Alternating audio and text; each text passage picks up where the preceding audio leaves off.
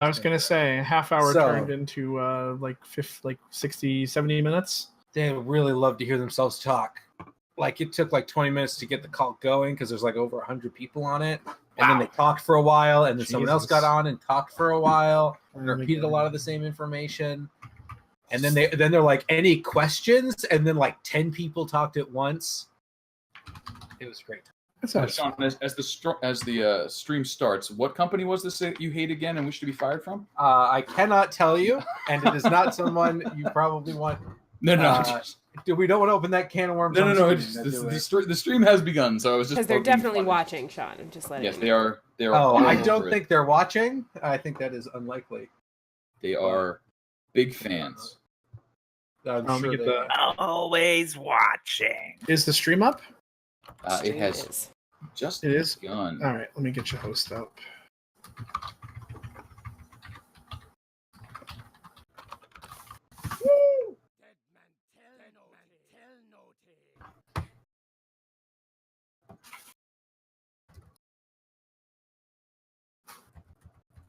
Okay. Chat's working. That's the important bit. Is it? Okay.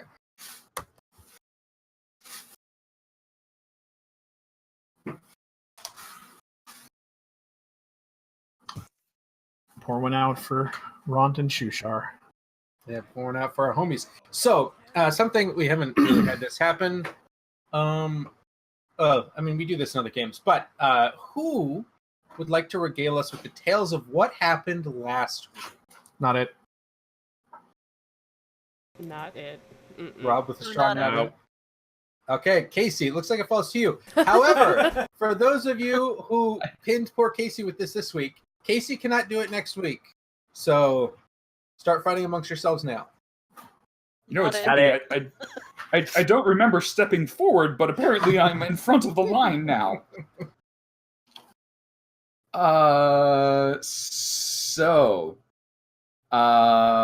We found ourselves captives of the drow for various lengths of time. Roughly 14 of us gathered together, prisoners of different sorts, all manner. Having talked amongst ourselves for some time, there was some tension amongst the prisoners. A orc, bestial in nature, deserving of death. I said some editorializing to justify past decisions. Very abusive. Known to kick puppies. You'll notice no puppies in the Underdark. He kicked them all off the ledge. He kicked all of them. All of them off the ledge into spiders. As well as a Kuatoa, mad as a hatter. Obviously, the Dr. Jekyll, Mr. Hyde scenario, just waiting to snap. Right. Could have happened. Probably was involved in the puppy kicking. Yeah. Yet to be proven. The prisoners were divided up. We all know, Casey. Just so everyone knows. What? It may not be proven, but everyone knows. Yeah. I mean, it's written. It's written. It is now. But so the prisoners were divvied up to take different tasks, and a curious selection of prisoners happened to end up cleaning the Quaggoth chamber, those bestial humanoids the drow keep, and exploration yielded some useful finds, heaping piles of mushroom food, which were utilized both to feed a mushroom that turned out to not be a mushroom, and instead was a young myconid with the power of telepathy that allowed the prisoners to communicate without their guards being aware. A weapon, a crossbow bolt, was also discovered, and the prisoners had the opportunity to take a quick glance around before returning back to their prison cells, wherein hostility from the orc caused some confrontations. Right. A gnome, diminutive little fellow, innocent, kind, caring, compassionate. Yeah. Other C words. Yeah. was forced to defend himself Right. when his generous offerings were taken advantage of. The orc was very threatening. Very threatening. Right. A day passed, an evening passed, and at the next feeding, that orc yet again rebuffed attempts at kindness and was met with a swift coin to the forehead. He was set upon and sat upon by a turtle named Otis, calmed by the wise words of a not Kenku, help me out, Nevermore. Nevermore is a Halfling? Could not be Tiefling. further from a Kenku. yeah, it was the wings. I'm like winged. What are the winged ones? It's not That's not Kenku either. That's Aarakocra. the Aarakocra.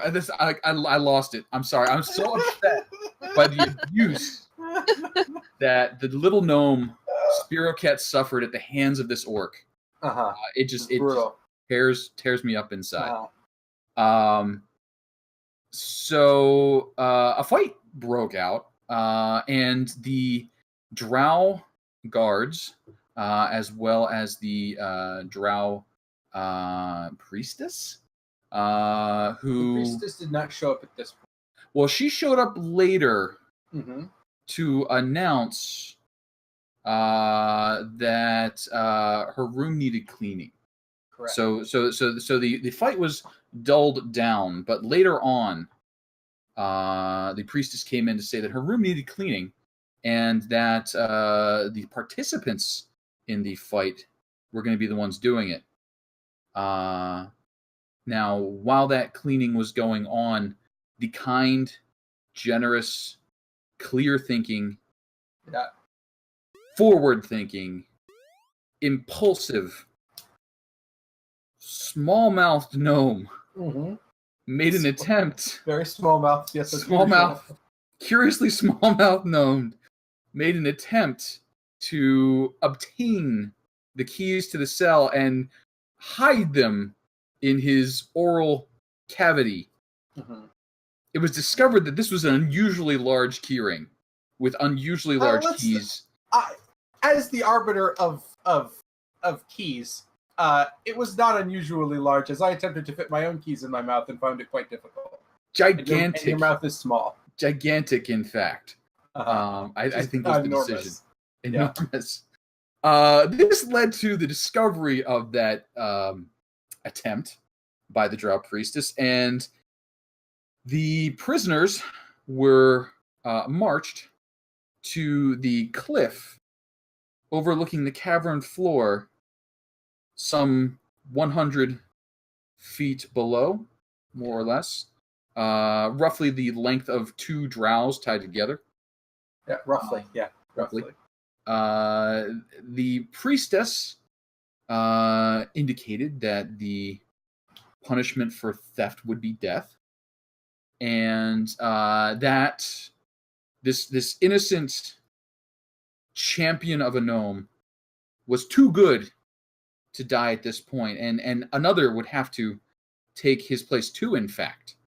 The evil orc, horrible person that he was.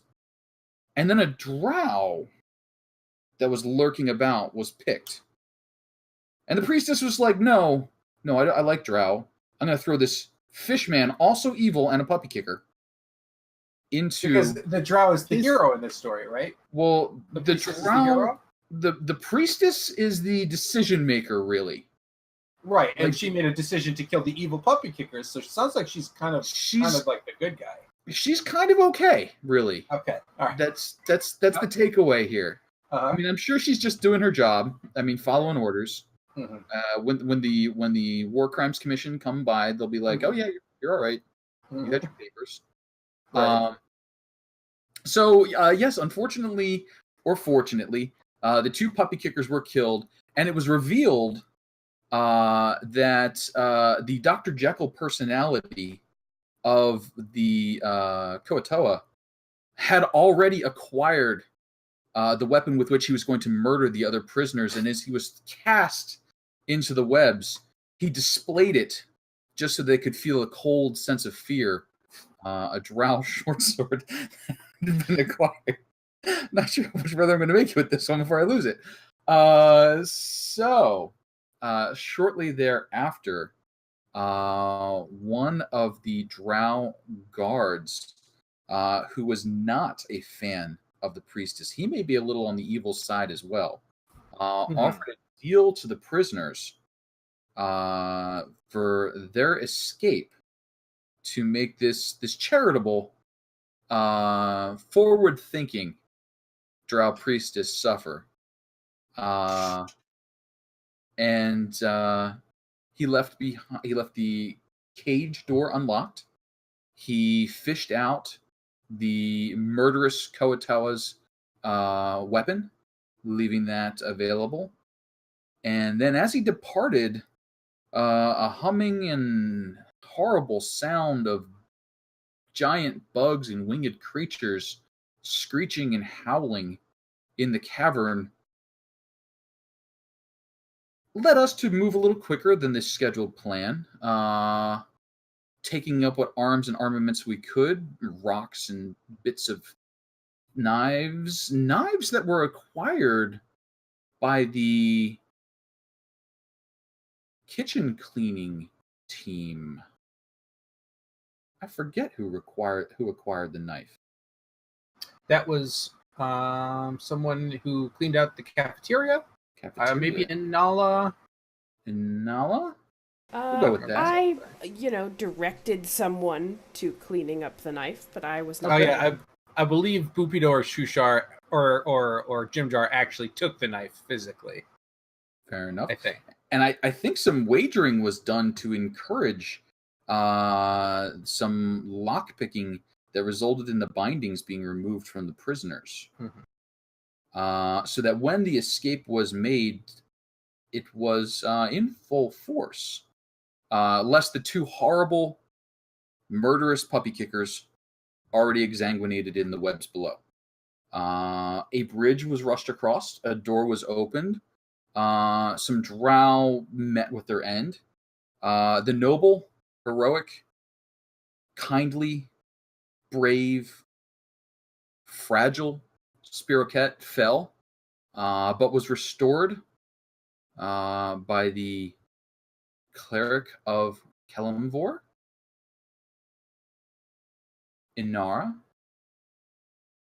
who seems a little flighty, I'm going to say, because she seemed to kind of regret that action, but, half drow, so half evil. Right. It's probably split right down the middle, kind of pale on one side, obsidian on the other. Like an Oreo. Yeah, like an Oreo.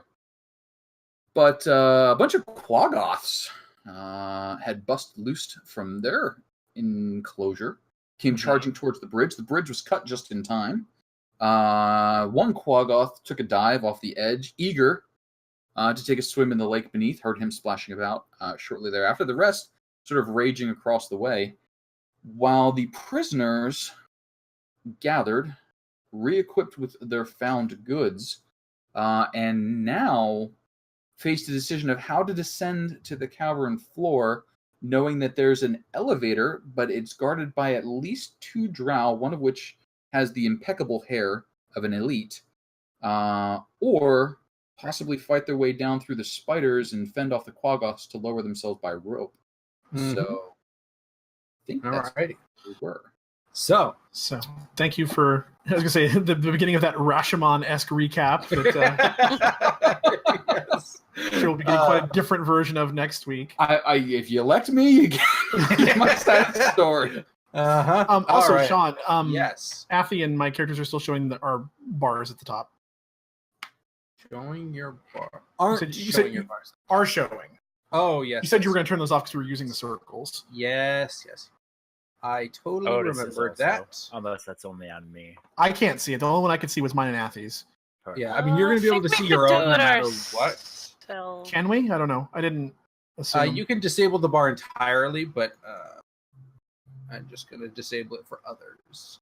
Okay. I didn't know if there was some sort of thing because I can only see mine and yours, but I can't see literally anyone else's. Right. That's what it should be. You're always going to be able to see yours. But Okay, fair enough. So, we bring ourselves back. You are in the guard post. You have determined that there are two drow right outside this door. But you know that you have to go through sort of the main portion of the camp to get to the elevator, if that is your plan. Or you can go out the other door to potentially lower yourselves down through the spiders using some trickery or whatever else you might do. So at this point is the moment of truth time about where we are going. Do we know? I mean, well, we would know, but about how far from the other side of the bridge? I know we said we had to cut through this middle spot here, but like, based It's on over what little here, right? it's right there. That's the Mhm. winch, isn't it? Yeah, I can see the Yes, edge it of that. is. Okay, Yeah. so it's over there. Mm-hmm. And we can only see there was one regular drow on the bridge, and then the elite Mhm. was like over here, right? Yeah, a little further in. But off the bridge and on the ledge. Correct. Okay. So yeah, that was where we left off at. Mm-hmm. So, what is the plan? So on 3, we opened the door, opened fire, and fell our foes. 1, 2, Well, I mean, 3. out of character, had we all agreed on what we talked about beforehand, or You were supposed to open the door. Well, there's I'll try to- there's a chest in One. the way. We were gonna. You move the chest Oh. first. Someone did move the chest in front of the door, but I think it's not unreasonable to assume that could be moved fairly easily. well, we moved. It had to be. Did the door opens inward, right? Oh yeah, you guys did Because peek we had out, so moved it someone because had to move I it. Yeah. peeked out the door. Yeah. Yeah, so And that's I think that's we how we were saw all who was out gonna there. hold our actions. Yeah, I think until- that was the plan we were kind of agreeing on before you showed up, was that we were just going to hold our actions to all act at like the same initiative. That's or fine. Yeah, you close can to totally it. do that. Yeah, you can totally just sort of run out all at the same time. Because it seemed like they noticed us when we peeked out. So It did not seem that way, no.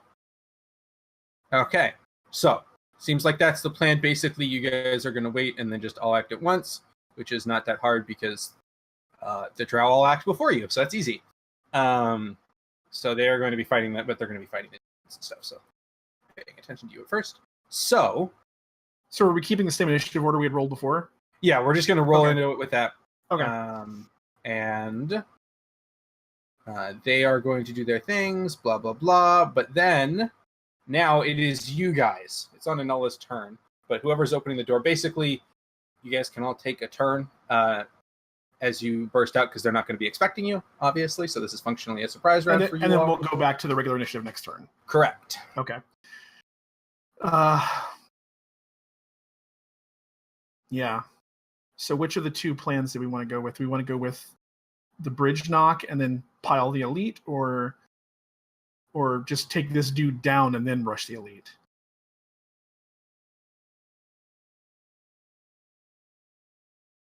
So that's going to kind of depend on who we send out first.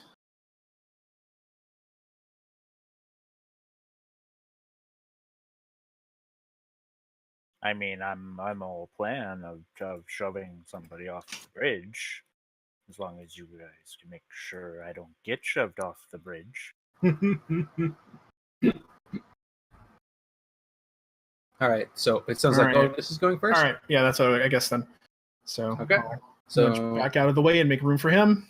Otis, first through the breach. I'm gonna look behind and I'm gonna make sure everybody's actually ready to do the plan that we just agreed upon. Are we all actually ready to do this plan? Eldith and Sirith are ready. Well, I That mean, was- half is Just as a quick question, since we've been wandering around this area, like outside of these little rooms, Mm-hmm. how high is the? Like, I'm guessing because there's like crazy things flying around. Mm-hmm. Nevermore could get flight outside of the rooms. Could fly? Yeah, sure. Yeah. If you wanted to. Okay. Yeah. If you so choose. I'm going to open this door. Give me a second. Oh, didn't want to do that. Oh, Open door. So, Otis. Boop, It's on you, doop, bud. doop. Doop, doop, boop, boop. 5, 10. Bonus action rage. Mhm. You see Otis, like, he's just losing that calm center that that's going through. And then he goes to reach out to this drow and try to shove him off the side of the bridge. Alrighty. Go for it. So, you have advantage, so 22. He could theoretically beat that, but he does not. So, I assume you are shoving him. Yes. And which direction are you shoving him in? I would like to shove him to the east. To the east. He gets shoved to the east, and before he really realizes what's happening, he is falling off of the bridge and gets tangled up in the spider webs below and begins flailing. Not really able to do much physically at the moment. So, who's out after Otis? I'll say Nevermore go. Mm-hmm. 5. Is there enough room around this ledge to be able to move around? No. That is Okay. less than half a square. So. Ooh, new rule. Awesome. Yeah. Oh yeah, I that's saw. generally I how saw there roll was it. I saw there was a tweak about how they'd updated the ruler. I think. Or did you say new There rule or is? new ruler? New rule. Oh, I rule. think My you said. bad. Yeah, generally I say if it's less than half a square, then They are doing doesn't something to count update the as- rulers, though. I saw something on Twitter about that. Ooh, maybe they'll look less like a comb next time. Said if there's less than what you were Less saying? than half a square of ground, it does not count as you can't stand on it, basically. So here? So there you could not stand on, correct. So Nevermore is going to come out. He's going to fly up and over just to leave the space open for everybody. Mm-hmm. And pretty much Dragoon on top of this guy. Okay.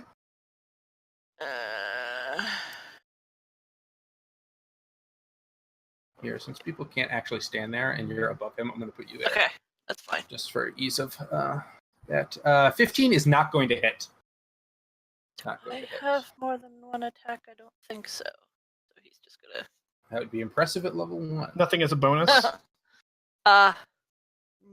no. Oh, not if you're glaving, I guess, and you can't like two weapon. Yeah. Unless you've got the Alarm Master. All right. Who's out after Nevermore? One. I'm hanging back. I'm letting. Like I said, I'm hanging back and letting the physical folks go first. Charge! Actually, I mean, I could go ahead and take an action from here. Probably, because I can see him from here. Yeah, if you can see him. Yeah, it's a straight shot, more or less. So bonus. Well, actually, I didn't have the bonus action because I hadn't changed my focus from before, so I'm still focused on psychic assault. But I'm going to attempt a mind thrust focused at him. So DC 14 int from him. Okay. Well, he should not have no health. I mean, that's fine. He fails, so 7 damage. 7 points of psychic. Excellent. Okay. Spirit Cut or Anala? And I'll just move back out of the way and make sure everybody's got enough space to get past me. Wait, did I hear him make contact with something? Probably not. He just sort of stared out the door and then probably Yeah. nodded, satisfied with himself. And Yeah, basically, yeah. Like he kind of like you see him kind of get like intensely focused for a second, and then like Okay, from a distance, like the drow gets a nosebleed. I'll come over here and do I see him spurting anything like headache or pain or anything? Anything? He's developed a very nasty nosebleed. He's pulling out tissues to try to shove his nose to stop it, but He's okay. There's still no attack roll. I don't think your save is 10 either. I'm just going to go out on a limb.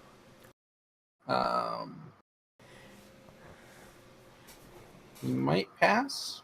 I don't know. What It's your 13. save is. 13. Okay, he does pass. why is this? So that he succeeds. So that is no damage, I believe, on Toll the Dead. Yes, all or that's nothing? correct. Okay. All or nothing. Sure. All right, and Spearcat, you are the final of the PCs. Yaha! Bang. That'll hit. Oh, nice. Oh, do we have ammo tracking scripts now? They've always been there. You just didn't have any ammo before. Oh, fair And enough. then- I mean, I don't have any ranged weapons with ammo anyway. Just Thrown dagger. That will also hit. Woo! Ha! Take that, fiend! All right, and then the NPCs are gonna make their way out. These guys all have hand crossbows, so basically they're gonna run out to here like this, and then back in. So Eldeth's gonna come out and shoot. just gonna have a little conga gonna- line of. Just poke out, and then shoot, and then Jim Joe's gonna poke out, and shoot, come back in. Okay, so just roll for them.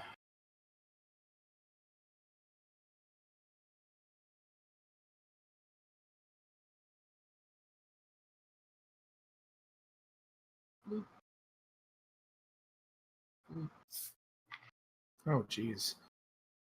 Hey. Oh, there we we go. Seraph, look at you, bud. He doesn't have the poison on, but still takes 8 damage. All right, so that is your guys' turn. Basically, that is the surprise turn. This is another thing that should exist. So now it is his turn. Having been all of a sudden just beat from every side, he's going to He's going to draw a short sword from his side, and he's going to turn to you, and is going to say in Undercommon, "You should be back in your cage." And then he's going to stab, probably at Nevermore. Loop. Never. Well, Nevermore, I got good news and I got bad news. Good news is only 1 attack hits. The bad news is it does. You don't have anything that makes you resistant to poison damage, do you?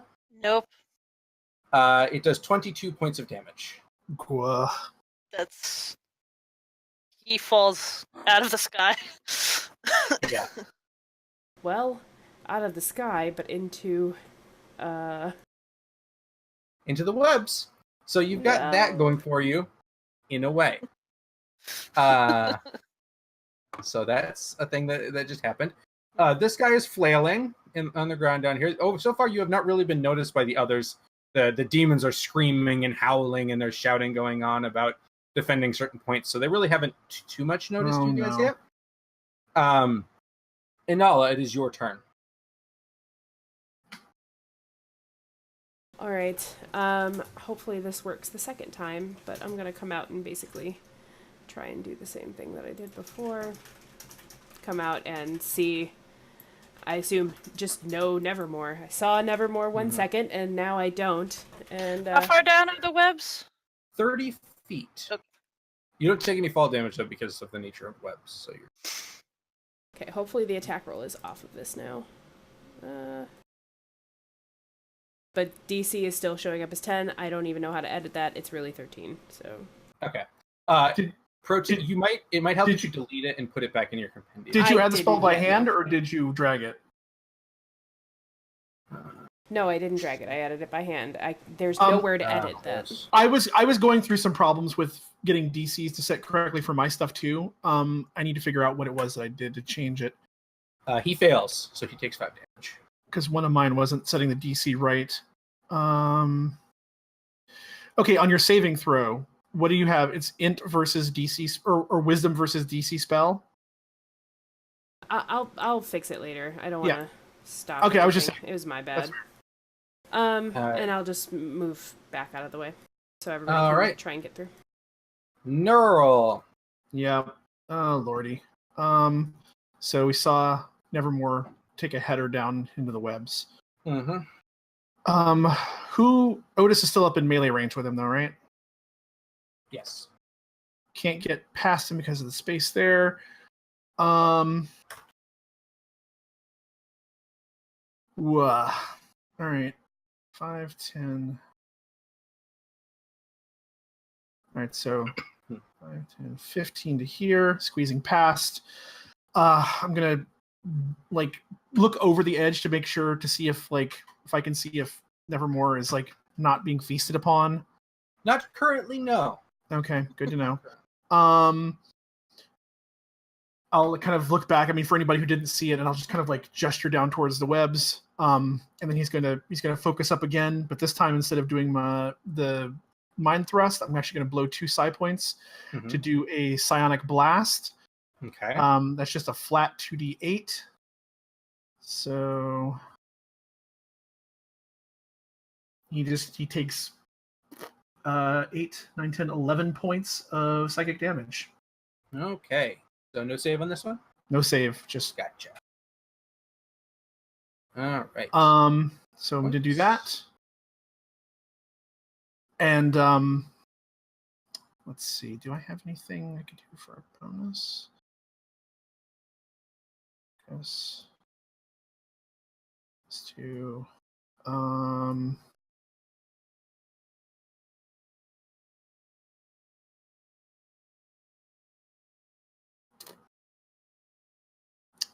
well, I blew 2 points there.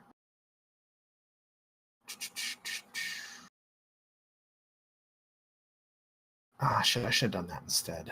God damn it. That's not a bonus action. Nope, it's 1 regular action. Well, if I need to still do it, I'll do that next turn. So that moved like 15, I think, or 10. We'll go ahead and move back where I was, making space for everyone else. Cool beans.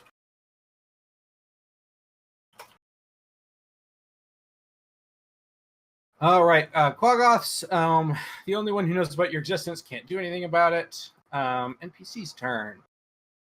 There's a little bit more space out there now. But Eldith is going to move in a bit more closer. He's going to shoot here. Come on, Eldith, I believe in you. Okay, I shouldn't have. Moving to here. Sareth and Jimjar are going to do the same sort of hit and run things they did before.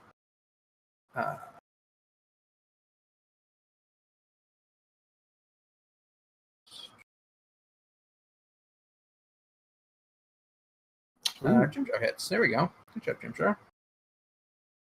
All right. Spirit Cat. Darendil, throw me a rope and be prepared to pull. And as he says that, he just starts running, assuming that it's going to happen. Oh, leaps off the bridge, turns, fires his crossbow, and then wings a knife at the drow, and then aims for Nevermore, hoping the rope is coming up from behind him. Okay, so who did you ask for rope, first of all? Darendil. Darendil. Gotcha. The big, strong Quaggoth that should be able to pull. Now, I do have a question for you. Uh-huh. Do you speak Elvish? I do not. So I hope there's... only understands Elvish. Stool is right there. Yeah, were we not using Stool. Okay, that's fair. You're correct. Come on, Stool, Apologies. buddy. Don't hold back right on me there. now. You are within Stool's range, so that is acceptable. Stool's like, nah, fuck it, I don't care. Either way, He's like, I am midair. can't just let Shushar die, so I don't know. Okay, so yes, please make me your 2 attack rolls. Unfortunately, the second one does not hit. I will give you advantage because I think this is a cool idea, but it won't help the second one. But the first one will hit. And so you are diving down there. I'm diving down there. I will ask for an acrobatics check because the problem is you need to land not only physically on the 2D plane next to Nevermore, you need to fall through enough webs to get close enough to Nevermore. So I need an acrobatics check to sort of manage that. I will again give you advantage. That is good enough. You land next to Nevermore, or at least close enough you can grab them. So, if there is a rope coming, it will show up on the NPC's turn. Fair enough. Nevermore, I don't know if you saw my whisper. Yes, I did. Excellent. So please make that death saving throw for me, please. Hope I'm doing that properly. Did that work? That did indeed work. Please mark that as appropriate. I am having, I think I said this before. Secret death saves? We have secret death saves. Oh, you did not mention that, I don't think. I apologize. I should have death saves are secret. Oh, damn. Otis, unless your characters would be aware of how they are doing, Okay. You don't really know. In battle, anyway. Otis, it is your turn. Is there light behind this drow guy that we've been fighting? Light behind him? Yeah, like is there any light in this area at all? Yeah.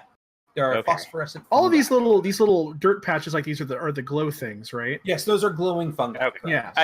Good. Okay. Just wanted to make Mhm. sure. And these guys behind that some other people might not be able to see. Yeah, are they fighting anything right now? They are currently defending. Anytime these demons who are rabbling out here get close, they are currently fighting them off. There are crossbow bolts and things being flung and spells being flung out to sort of ward off the demons and stop them from stopping the victors from deciding Velkenvelv makes a good target.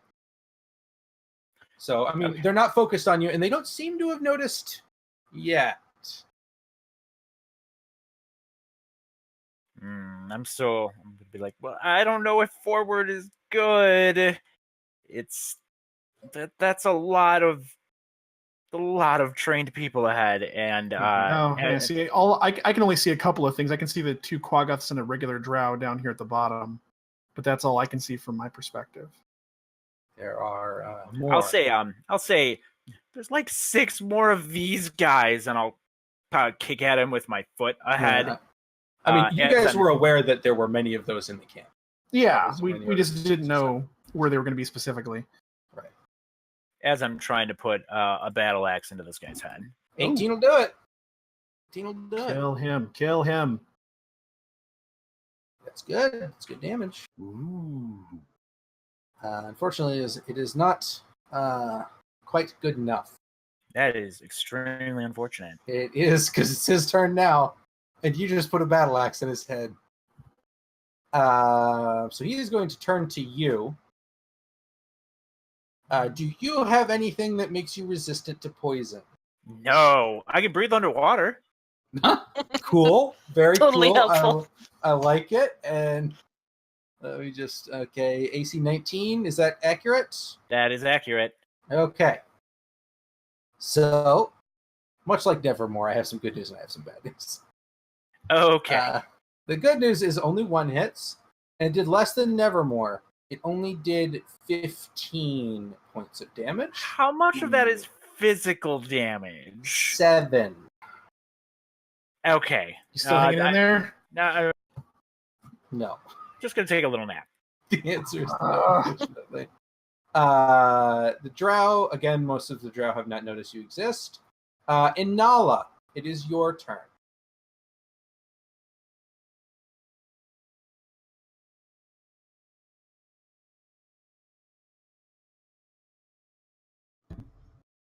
Jesus Christ.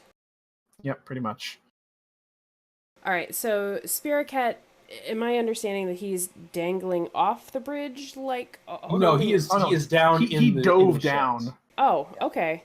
So I can't see him or Nevermore. Not unless you stood at the edge of the bridge and looked down.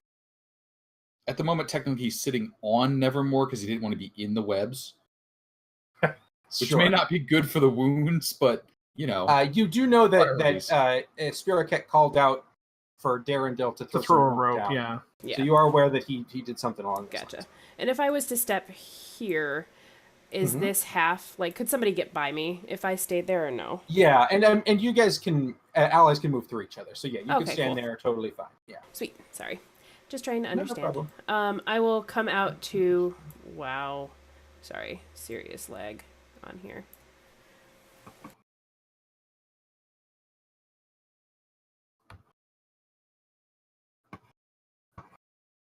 I'm going to come out here, maybe, if I could get either of the computers to cooperate with me. Oh, you moved a little bit. Wow. Oh, there you go. There we go. Cool. I'm going to come out here, peer over the side, and if I can see Nevermore, I'm going to bonus action Spare the Dying. It's a 30 feet That is enough. range. Yes, you can do that. They are 30 feet down. And I'll just yell at Spirit Cat, just hang on. You're doing good. Good job. And I will, as my action, try again, pointing at this evil little drow. Bong. Bong. Bong. Exactly, that thing. There's the bong. There's the bomb. All right, he fails, so he takes 5 more points of damage. Sweet. All right. Yep, that's it. And I'll just see Otis down No. and He's still up, huh? Yep. I am torn because on the one hand, I have a single side point left, and I have something I wanted to save that for just in case we needed it. But at this point, and the guaranteed, if he's guaranteed damage might kill him, but I can do theoretically more damage, but there's a chance of it might not hitting at all. But I mean, I guess there's other the chances that somebody's going to hit him this round are probably pretty good. So I guess I'll just do my I'll move to here, and I will drop another focused mind thrust on him. Okay. 14 save. Unfortunately, he passes. Is that half damage? Or Nope, that is no damage. That is unfortunate. It is unfortunate. It is quite unfortunate. Do I have anything I can do as a bonus action? I don't think so.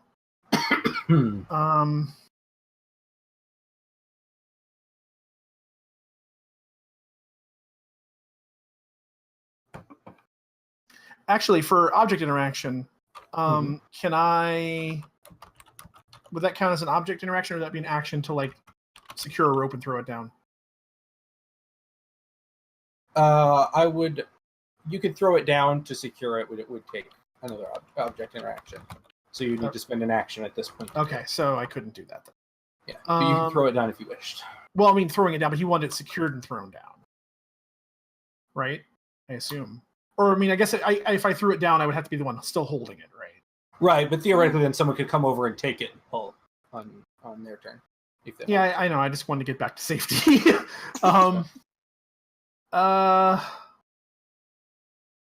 You know what? That's fair. Yeah, I'll uncoil my rope and I will toss it down. And I guess kind of brace myself as much as I can to... I mean, I guess I could actually move slightly back and still have enough rope to get all the way down there, right? Around the doorway. Oh, yeah, totally. Yeah, because if it's 50 feet, he's 30 feet down. So yeah, I'll do that. Mm-hmm. I'll kind of brace myself against the wall and wrap it around my arm and kind of lean back. All right. So Quaggoth's turn. They're again doing nothing. NPC's turn. So, Eldith is going to yell out, and she's going to say, "Grab Otis!" And she's going to charge at this guy and try to shove him back as part of her attack. So, does she actually yell, or does she stool yell? She stool yells. Okay, I was going to say, I'm like, that's the last thing is somebody screaming right now. Okay, all right. So, good job, dude. So, despite the fact that Eldith rolled a 10, he still gets pushed back, and then Eldith proceeds to stab him with her sword that she got. And hit him for... Oh, that's not great. There's 3 damage, though.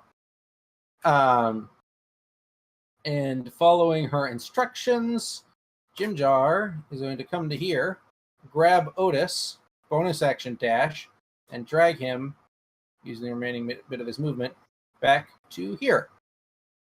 Sereth is going to pop out down to here, try to shoot the drow, see if he manages it.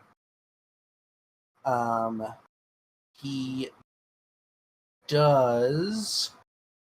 Drow's still up, though. And Prince Darendil is going to come over and grab the rope, as is Boopido. Cool. All right. And Prince Darendil is going to make, basically with everyone's help, is going to make a strength check with advantage. Excellent. Pull up. I'm ready. I've got Nevermore, and Okay. I'm walking in a spider web, so throw a rope and pull me back. 15. Wow. Okay. So Spirit Cat, just to be clear, this rope that's down here, are you grabbing onto the rope and grabbing onto Nevermore? Yes, grabbing the rope, grabbing on Nevermore, trying to loop it around and tie if possible, but yes. Okay, we can say that they just delayed until you've tied it because your turn is next, and Got then it. they pulled up. So functionally, what that means is you are going to get, with that result, you are going to get basically up to... So Nevermore's body is on the bridge with the combined efforts. Okay. Oh, that's good. And would you call that roping a free object interaction? I would call that a free object interaction. Ooh.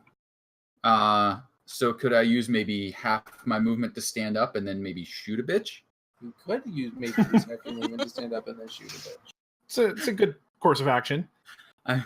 I'm thinking maybe. Maybe not. Maybe not. Maybe How about the dagger follow up? Hey! Fair enough. Okay. Right in an eyeball. So hey, Keisty. Hey. How do you want to do this? Well, I was walking in the spiderweb, and then they threw a rope and pulled me up. But then I rolled off of Nevermore, sprung to my feet, pulled back my hand crossbow, tossed it aside for who needs that, whipped out a dagger, and threw it into the drow's eye. I think a Wilhelm scream, ah! And then into the spiderweb for it. Sure. It's as it's returning from his eye, he grabs his face and goes, oh, I can't do a Wilhelm scream, but he screams and then falls into the webs. Okay. So Nevermore, you are just chilling right now. He's taking a nap. Yeah. He's not dead anymore. He's not actively dying. Correct. Don't That's a need to do bonus. the thing. You've been spared. So Otis, why don't you make me those sweet, juicy, delicious death saving throws, please? Great save. Excellent. Please mark as appropriate. Oh, okay. All right. So their turn. Inala, you're going to notice something just sort of as you're looking around. The spiders have arrived down. So it was good you got Nevermore out when you did. They have come to secure their prey. Well, we fed them drows, so... Yeah. And I'm sorry, how far down are they? Like, they're not... 30 feet. And how tall are they? Like, are they gonna bump the bridge if they come over No, it? no. Okay, no, cool. no. All right, so seeing that everybody dragged Otis back and we got Nevermore back there and she's relatively safe, I'll just yell towards Eldith and be like, we have to find a different way. And I will come back here and, get out of the way and lean down to Otis and spare the dying on Otis. Okay, Otis. Mark that as appropriate, please. Anything else? I guess, can I... God, there's so many freaking people in the way. I guess if I can still see people, like if I see anybody approach us and try and chase us after yelling for everybody to come back, I will toll the dead at anybody that is coming. Right now, there is no one running up. Neural? So Nevermore and Spearcat are still outside, Correct. but they're the only ones that are. Sereth and Eldith are currently still outside. Oh, they're all still out there. Ah, shit. But people had said that there were more down in the courtyardy area. There are more in the sort of the main area of Meltingville, correct. So through Stool, we should regroup. This is not working. He kind of has a Winnie the Pooh think moment as he's like tapping his temple. And he will, now we got her up onto the thing, drop the rope. I'll reach out and I'll grab a hold of Nevermore and pull them inside. And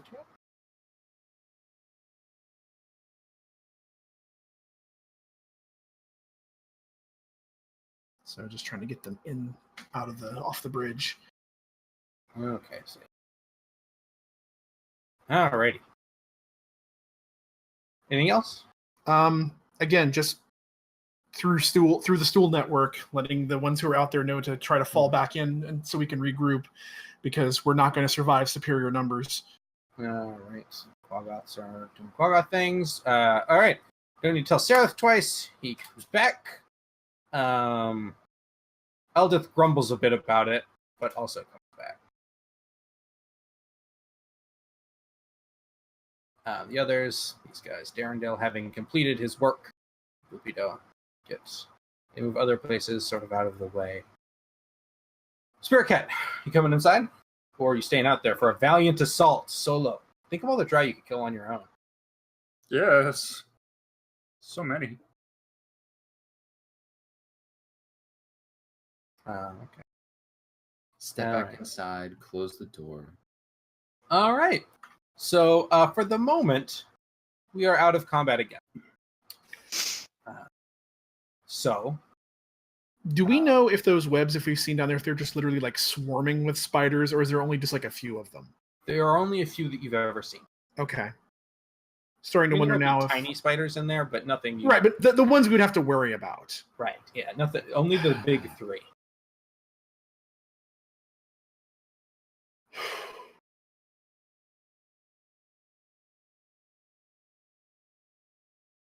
Yeah. Weighing the I'll, options. Go ahead. Oh, and Ala, a question for you. That thing you are doing to prevent death, can you do that frequently? As frequently as it's called for. Well, if we were to have Nevermore fly you down and then we were just throw each of the others down, She just looks at you my with God. like steel cold in her eyes at your callousness of dying. It doesn't work like that. it seems expedient. Just when I think I like you a little, you go and say something like that. Well, if not that, with the spiders distracted, we could perhaps make our way to the alcove, or cause the Quaggoths to rage and fall into the webs. Have we, out of character, have we seen the Quaggoths do anything ranged damagey at all, or have they been just No. like a smash? I think they're just like brutes. Yeah, Yeah. they don't have any tools or weapons of any kind. They basically just hit you with their fists really hard, and they have claws. Yeah, so she would just, shake her head and recommend that we just burn the webs, deal with whatever spiders we have to, and climb down. I mean, if we climb down because we took apart the bridge, so if we climb right. down right there, we're as close to in between two Right. giant things of construction, so those flying things, whatever's going on there, aren't likely to notice us. Nevermore is injured and is in no condition to be throwing people off of a ledge, let alone picking people up and carrying them down. If we possess the means, flame would be advisable. I've heard that once or twice. Well, I have some oil, and I may have some of my alchemical reagents still available. Just one moment. Let me see through my... As he starts pulling through his equipment to see what was remaining of his alchemical supplies and They seem to all be there. Yes, look, a flask of oil, another flask, and my lantern's full. This should burn well. Perhaps if we were to break up some tables and chairs, soak them for a bit. Yes, this could do. Even with our numbers, we would never make it to the elevator all alive. Sadly, descending to the floor may be the easiest method now. But the spiders are few. Yeah, Dangerous, but if we destroy their webbing, that may hurt them as well. Yeah, and they're not, without the bridge out, the brutes can't really get to us from across there. I mean, we assume that we got everything back that we had before, right? Like packs and crap like that, Yeah, aside that's from what rations. I had asked. Yeah, just like all of our stuff. And my music box. Or music box. Yeah, so I would, Flute. I would take out the tinderbox and torches and, put those into the mix of Spirit Cat's, searching for things to light on fire. Oh, that's true. I guess I have my torches and shit too. So yeah, it wouldn't be hard to light a torch and pitch it down into the flames. Would not. Excellent, excellent. Webs are quite flammable. Yeah. If only I had a kettle, we could make an entire mechanical man. So with this idea in mind, Nerl is already going to set about trying to light a torch. Okay, sure. I mean, that's not that hard. You can Yep. totally do that. So it sounds like you're basically breaking apart some of the furniture in here to create, and soaking it in oil to drop it out and burn a hole in the webs and descend through it. Is that the basic plan? Yes. Okay. I mean, I didn't think we would need to do that much. Like, I feel like because webs generally are pretty flammable. Once they catch, it kind of spreads. It does. I don't think we need to break anything up. Or if we did push something out, it would be something like a single chair. Because once that hits and catches, it's just gonna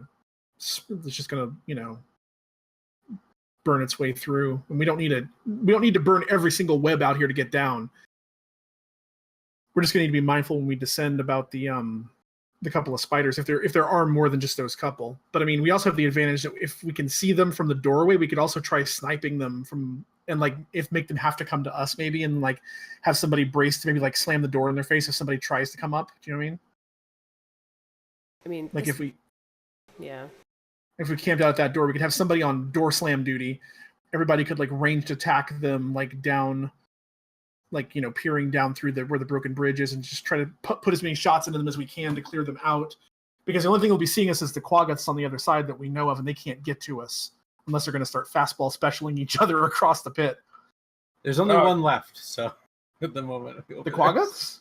There's only one over there at the moment. Oh, I thought there were like 3 or 4 of them.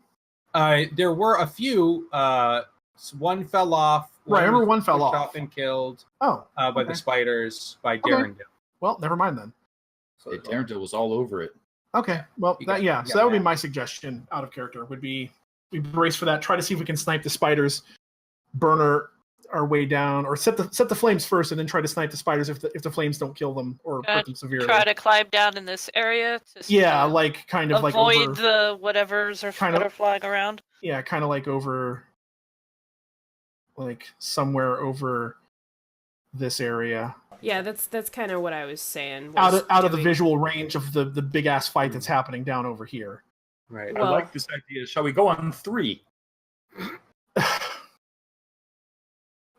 Keep in mind, it'll be hard to descend anywhere other than the doorway. Right. Simply because, how are you going to get over to the side? Right. The only issue really here, anywhere that we go, we're fine. Anywhere, like from the bridge, in between bridge is golden. The only issue that I see with going down is this motherfucking big turtle over here. He's like unconscious still, right? Like, yeah. He's a good little turtle, but he's kind of heavy. Does anyone have a elevator? Well, I was thinking perhaps something that would give mechanical advantage. like a block and tackle, say. Tackle? No. Oh. When you find myself insert character, it will have a block and tackle. Until then, block and tackle.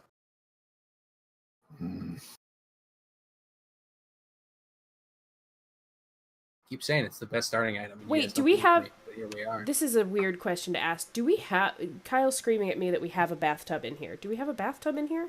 Yes, we do. Well, we have a water trough. Well, over here, and here we had it over here. No, you do have it because the two. Oh, that's right. They were using it. That's right. Okay. That's so, right. New suggestion: tie rope to either ends of the bathtub somehow or underneath. Roll turtle into bathtub. Try to lower him down. Slowly lower turtle bathtub down. That still requires us getting the pathway clear first. Right. Yeah. Burn the webs. Go. Right.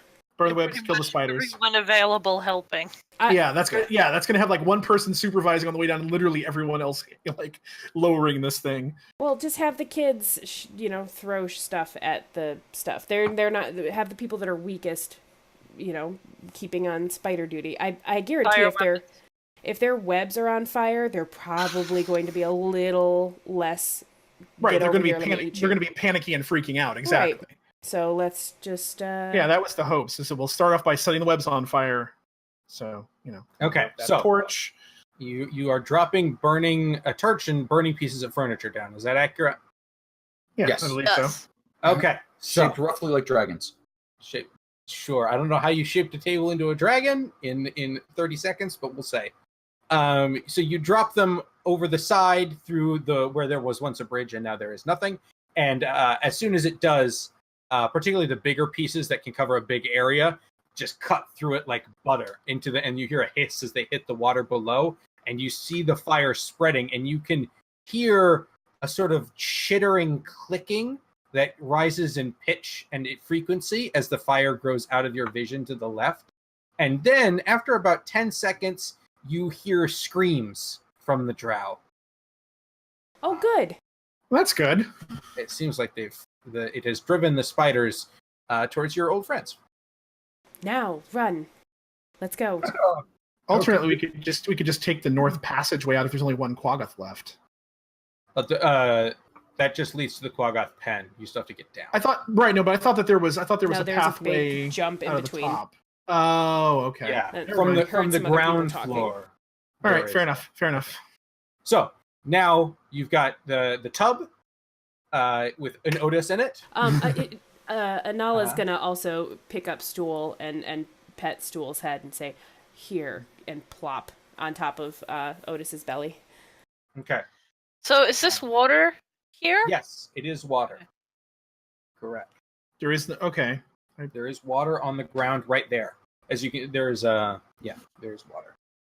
So who is acting as anchor for this? Do you want to have one of the NPCs do it, or one of you doing it? Who would be the strongest amongst us? Maybe the prince, Prince Darendale is pretty or strong. or the dwarf. Maybe I don't know. I Yeah. don't know what everybody's. That's racist. I had imagined. Okay, look. All right. he's stout. I'm just playing to what I see. The big guy and the stout one. All right. So If somebody else there has a secret flex going on, speak now.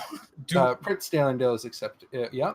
Do. There is a ladder over against the left-hand wall that goes That was up. going upstairs to the thing, right? It's a ladder though, right? Like a thing Right. with bars. Yeah, metal bars. Yeah. Like that we could loop this rope through and maybe make some kind of chalk so that if it does start to slip, rather than strength, we could just jam it. Yeah, you could tie it there so that Otis won't falling to his death. Yes. Okay, so we could use the rungs as friction to slow it down, maybe Right. tinker it up a little bit, add a few gears Right. and cogs. Okay, I don't know about gears and cogs, Too much. Step it back a little. but you could secure it that way. You'd still have to make a strength check to make sure that he doesn't just fall careening Yes. out and potentially like fall out of the bucket. But it would be easier. Yes, And the risk of failure would be much less. easier Yes. would be good because Totally. Yeah. Okay, so since he has sort of been voluntold, Prince Darendale would be the primary actor on that,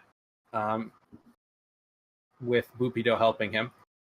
So Prince Darendale is going to make a strength check and do quite well. So Otis is lowered down into the water and floats atop it like a weird boat. And it's not like a river, right? It's just like No, it's just a pool. Do we know how deep that water is? You don't know. You You have no idea. Okay. Yeah. now so what we have is rope secured at the top to the Correct. ladder and at the bottom to a turtle. Correct. This Yeah. seems like a fireman's pole to me. Yeah, it's certainly a pretty decent rope to descend down. That's for sure. Yeah. Yo-ho! Okay. So is Spirit Cat jumping down? Yes. Okay. yeah. Is the Quaggoth still on the other shore when we're peering out there? Is he over there, or is he? Yeah, left? he's just sort of pacing back and forth. Like he sees what you're doing, but he can't really reach your side. So the best he can do is growl at you, and that's kind of it. I would, making sure that it's secured to the ladder, I would turn to Uh-huh. Prince Darendale and say, "Can you carry this one?" and point at Nevermore. He will nod and say, "It is the prince's duty to care for his subjects." She is in great need right now, your princeness. That was close, Anala. I appreciate the effort. And he grabs a hold of Nevermore and slings him over his shoulder. So Spirit Cat, it sounds like you're first down. So we'll need an athletics check. It's not difficult. Just don't wang doodle it. really bad. Wang doodling is something I specialize in, though. I know, as a gnome, you really love to wang doodle, but I do. I it's didn't not know. wang doodle. You are down.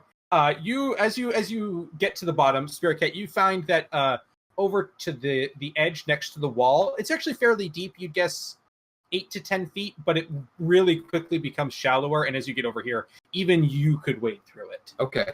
So what I want to try and do, like in the few seconds before they start down, is kind of hang my legs over, sort of put my hands up, and kind of use him as a kickboard to try and ground him, so that as they're coming down, they kind of come down on an angle. Like get him up on the beach so we can land on the beach rather than the water. Can we get him over that far? Do I think? If the only problem is that you've secured the rope at the top to make it taut. If you communicate this plan to the people up top, which you will need to yell to do because you are outside of stool range, or actually Stool's down here with you, so they are outside of stool range. They could do that. That would be feasible. How far away is he? I would like to point out that I don't know 100 this. feet. I'm just screaming in my mind. Okay, you scream in your mind and push, and you get hold like on, 5 feet at most, and that's it. If he's 100 feet away, if we lose stool range when he goes down there, I can, as a bonus action, I can shift my psionic focus too as I continue to scroll through things. I don't know why I'm scrolling instead of checking the stuff I added to my character sheet because I spend so much time typing. On telepathic contact on psychic focus, when focused on this plan, you gain the ability to use your telepathy class feature with up to 6 creatures at once. If you don't have that feature from the Mystic class, you instead gain it. Well, normally you don't gain that until 2nd level, but with this, you can use it early. And the range on that is 120 feet. All right, so there you go. So if we lose stool, suddenly the connection gets reestablished, but I'm going to have to bounce it around so I can inform everyone of the plan 6 people at a time. Right, but at least you know, so there's someone communicating at the bottom. So yes, you can communicate that plan. So now it'll basically be like a zip line rather than a straight shot down. Still need an athletics check, but that will work. Who's going down next? I'll stay up top just to facilitate communications so we don't lose it when everybody goes up and down. I would follow behind Nevermore and Prince Darendelle. Okay. So Prince Darendelle and Nevermore will head down next. Athletics check. Prince Darendelle is fine, even though he did not roll well. But because you guys set up a good plan, that is still acceptable. And Prince Darendelle, so basically you would be over here, Spirit Cat, as would you, Otis. That is where you are functionally right now. Okay. And Stool too. Yep. Yes, Stool is down there on top of Otis. Front. All right, who's next? I would follow down after them. All right, make me an athletics check. Don't wang doodle it. No promises. Sin, that's a bit of a wang doodle, isn't it? That's kind of a wang doodle. It is a bit of a wang doodle. So you are sliding down, and things are going great at first, but you realize that you didn't plan on doing a zip line, and you're kind of not prepared for that, and all of a sudden your hand slips. So there's good news in that water does break your fall to a degree. However, because you're sort of going towards the shallower end, you are going to hit the bottom and take. Don't worry, you think you'll be all right. We'll see, unless this rolls max. It did not. 10 damage. That's enough. She's on her hands and knees crawling out onto the shore now. All right, but you successfully make it to here. A little worse success. for wear. Okay, Eldith is now. It's the NPCs. I'm just going to roll through them real fast. They just need to not really. So, Eldith is fine. Loopido, what are you doing, dude? He could screw this up. Nope, he's also fine. Seraph is also fine. Oh, they're rolling really well. Jimjar is also fine. Then Topsy and Turvy. So you are going down last, it seems like? Yeah, I was just waiting so I can, if anybody needs to, because I can keep the communication line open. Okay. And I'll be the last one now to turn off the lights. All right. Oh, that rolled to me, but it was acceptable. Forgot to change theirs, so they are also down. All right. Athletics? Athletics or strength if you don't have it. I rolled off the goddamn 20. I watched that happen. Okay, so you are also going to slip and fall. However, you do not fall in the shallow end like Inala did. You land in a portion where you are able to, where the water is enough to break your fall. So you make it to here. Okay. I'll start So swimming to try to catch up. Well, you start swimming to try to catch up, and the thing's good. Of course. This thing is going to lash out at you. Of course it is. Of course it is, right? The others, Spirit Cat had a really good plan, and you almost completely avoided it. And then it didn't. Okay, you are very lucky. You feel it start to graze your leg, and you manage to pull away at the last second, and there's like a sizzle as it whiffs by you. And we need to roll into initiative. So,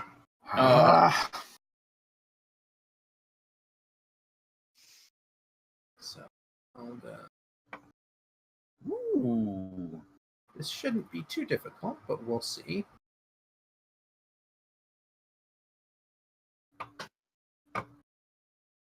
Oh, that was whispered, but whatever. Should we roll? I mean, tomorrow? you can if you would like.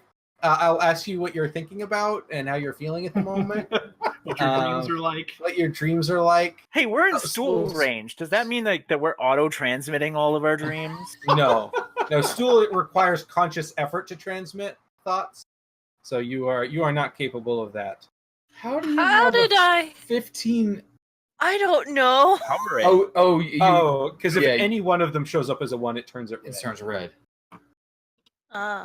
If it makes you feel better, our ranger rolled double nat 1s on initiative recently, and I never laughed so hard in my life. Spirit Cat, you see this ooze-like substance sort of swooshing around in the water near Neural, and it clearly bears what ill-intent oozes are capable of. So, let's see how it handles a crossbow bolt. Sure. How does it handle a crossbow bolt? Okay, so your crossbow bolt sinks in. And it does some damage. You can hear as it sinks in. There's a fizzing, popping noise, and you can see the end of the crossbow bolt after a second just snap off and fall into the water. But it clearly is not pleased with what's just happened to it. We'll follow that up with the dagger then. Okay. How many daggers do you have? I was carrying 20, and Jesus. I refreshed them from our pile. Okay, fair enough. So that one's just sort of off in the water. No, it's not going to do it. All right, NPC's Did you see how many times that dagger skipped? So, Eldith actually gets 2 attacks, which I realized. 9. There we go. And then Jim Jar. Only 1. 8. Okay, so your copious numbers overwhelm the ooze, and it just sort of disperses in the water. It was actually technically clinging to the wall, and it sort of sinks off and just starts dissolving. I'm going to hug the wall of the pillar behind me and try to avoid any of the dissolvingness as much as possible and make for the group. All right, and you reconnect with the group. And initiative. So, now you have a split-second decision. Where are you going? This way heads towards the Dark Lake, which could potentially lead you to the Kuotoa City, and then potentially onto Gracklestug. The north heads towards Menzoberranzan, and the south could take you to Gracklestug, but it would take you quite a while. long trip. Dark Lake? Those are your options. South also requires you to go underneath the demon fight. Right, yeah.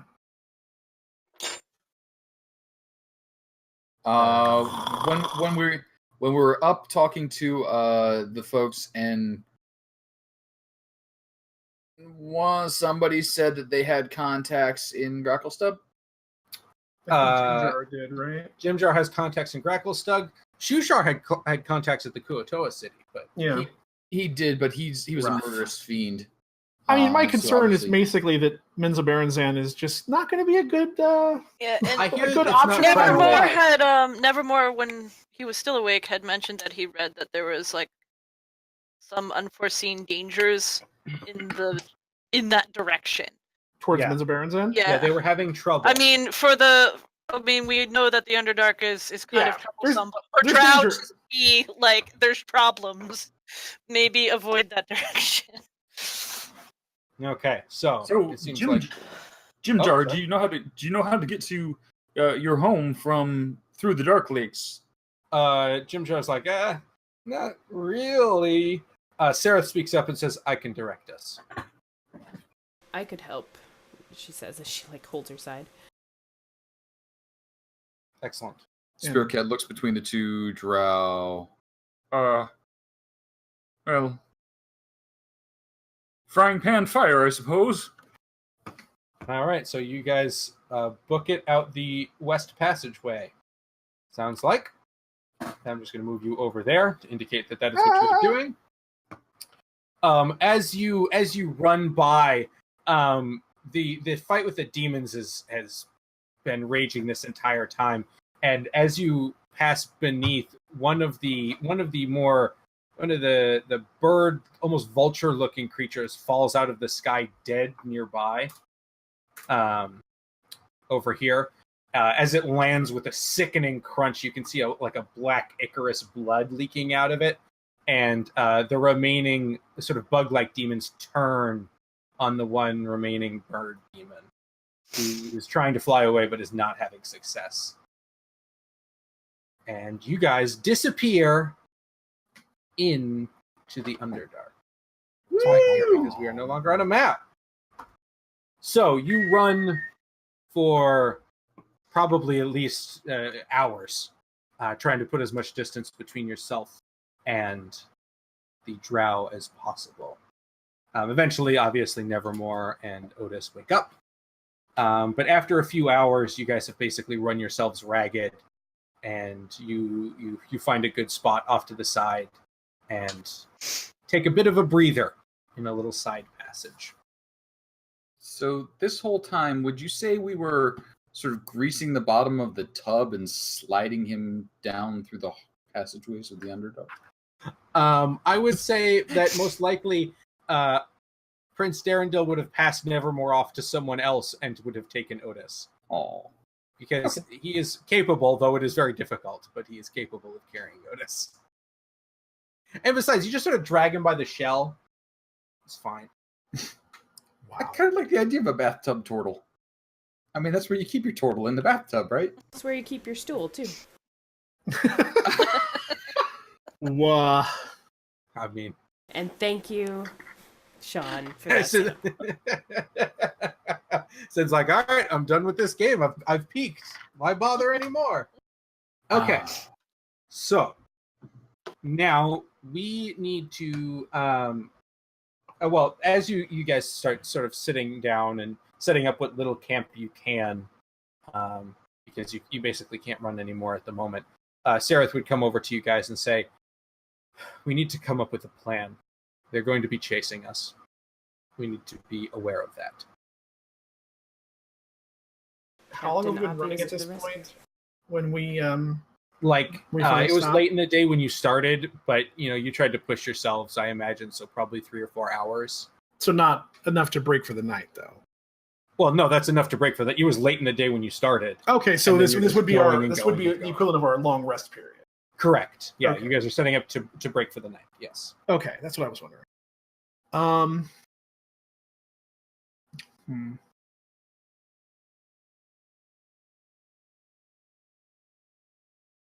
So he says that they'll be following us. Mm-hmm. What do you know about what level of forces they will commit to this? He would think for a moment and say, I can guess. Us escaping will not look good to Ilvara's superiors. She'll want to make sure we come back. I imagine, based on what little I know of her, she will put together a team and begin pursuing us. It will... And you think she'll be with this team? I would think so, yes.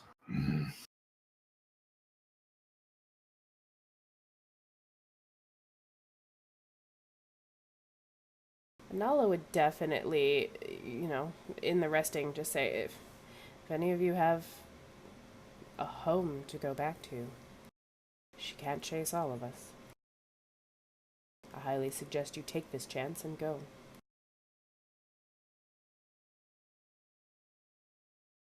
So you're telling anyone who wants to leave, you're giving them the chance to leave. Well, I don't own you. If you have a place that you find safe down here, I mean, it would be nice if you helped us in any way, but in the end, every man for themselves.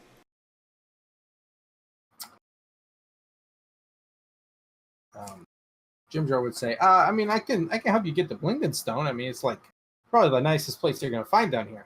I mean, no offense to anyone else who's from other places, but... How about not down here? That's the question, isn't it? Yeah, she would be all about going back there, because that's probably, if not exactly where she's grew up, pretty close to it. So she would be all about anywhere where deep gnome settlements are. Those are her peeps. Sereth would say, I do not personally know of any entrances to surface world. I know that certain people have them, but they generally keep them a secret. Obviously, the drow have a few that they prefer, but that was never my posting, so I never got to use any.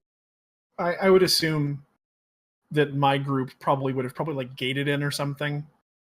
Most likely, yeah. Yeah, Given... we probably wouldn't have come down via like a surface route. We probably would have had some sort of a alternate means. And Eldith would say, I came down through Gauntlgrim, but that's a long way away, and I don't know that I could get us back there. In fact, I know I couldn't get us back there, just to be clear. I have no idea how to get there. Well, Jim Jar? Sounds like you're the only one with a plan. He would rub the back of his neck and smile and say, well, I mean, the deep gnomes do a little bit of trading with the surface world. It's possible that maybe someone there in Blingdenstone would know how to get to the surface, but it's a ways away. We're going to need to find some safe points in between here and there if we want to, to resupply, get some non-drow equipment, and he looks kind of disgusted down at his hand crossbow. That sort of stuff.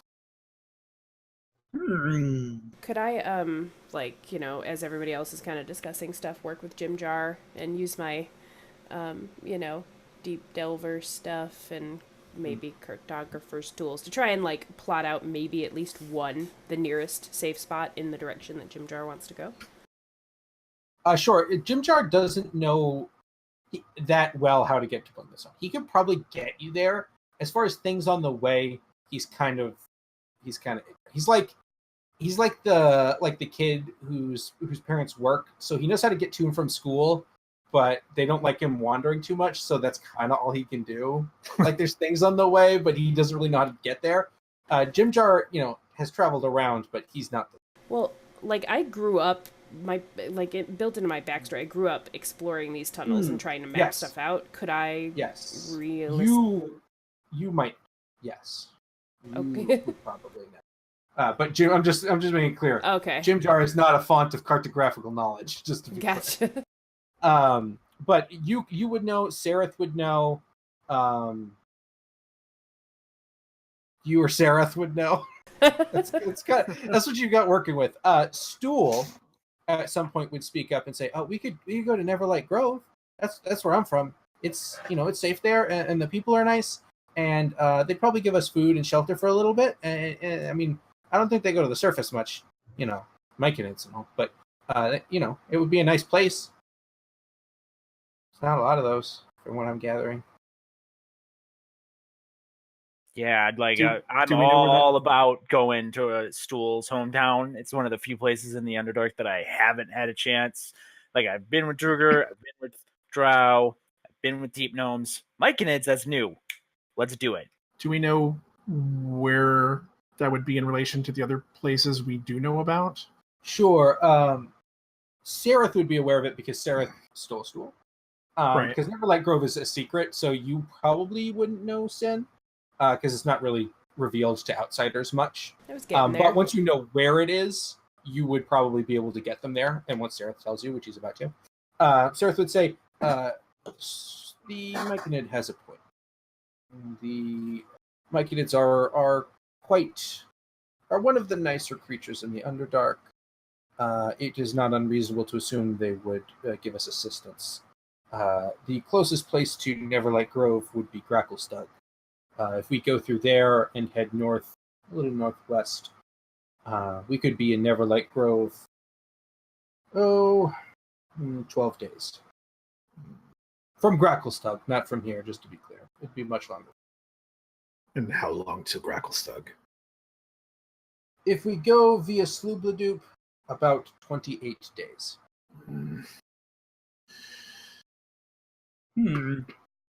You would know that to be accurate, Sin. Just so you're aware. He's not bullshitting.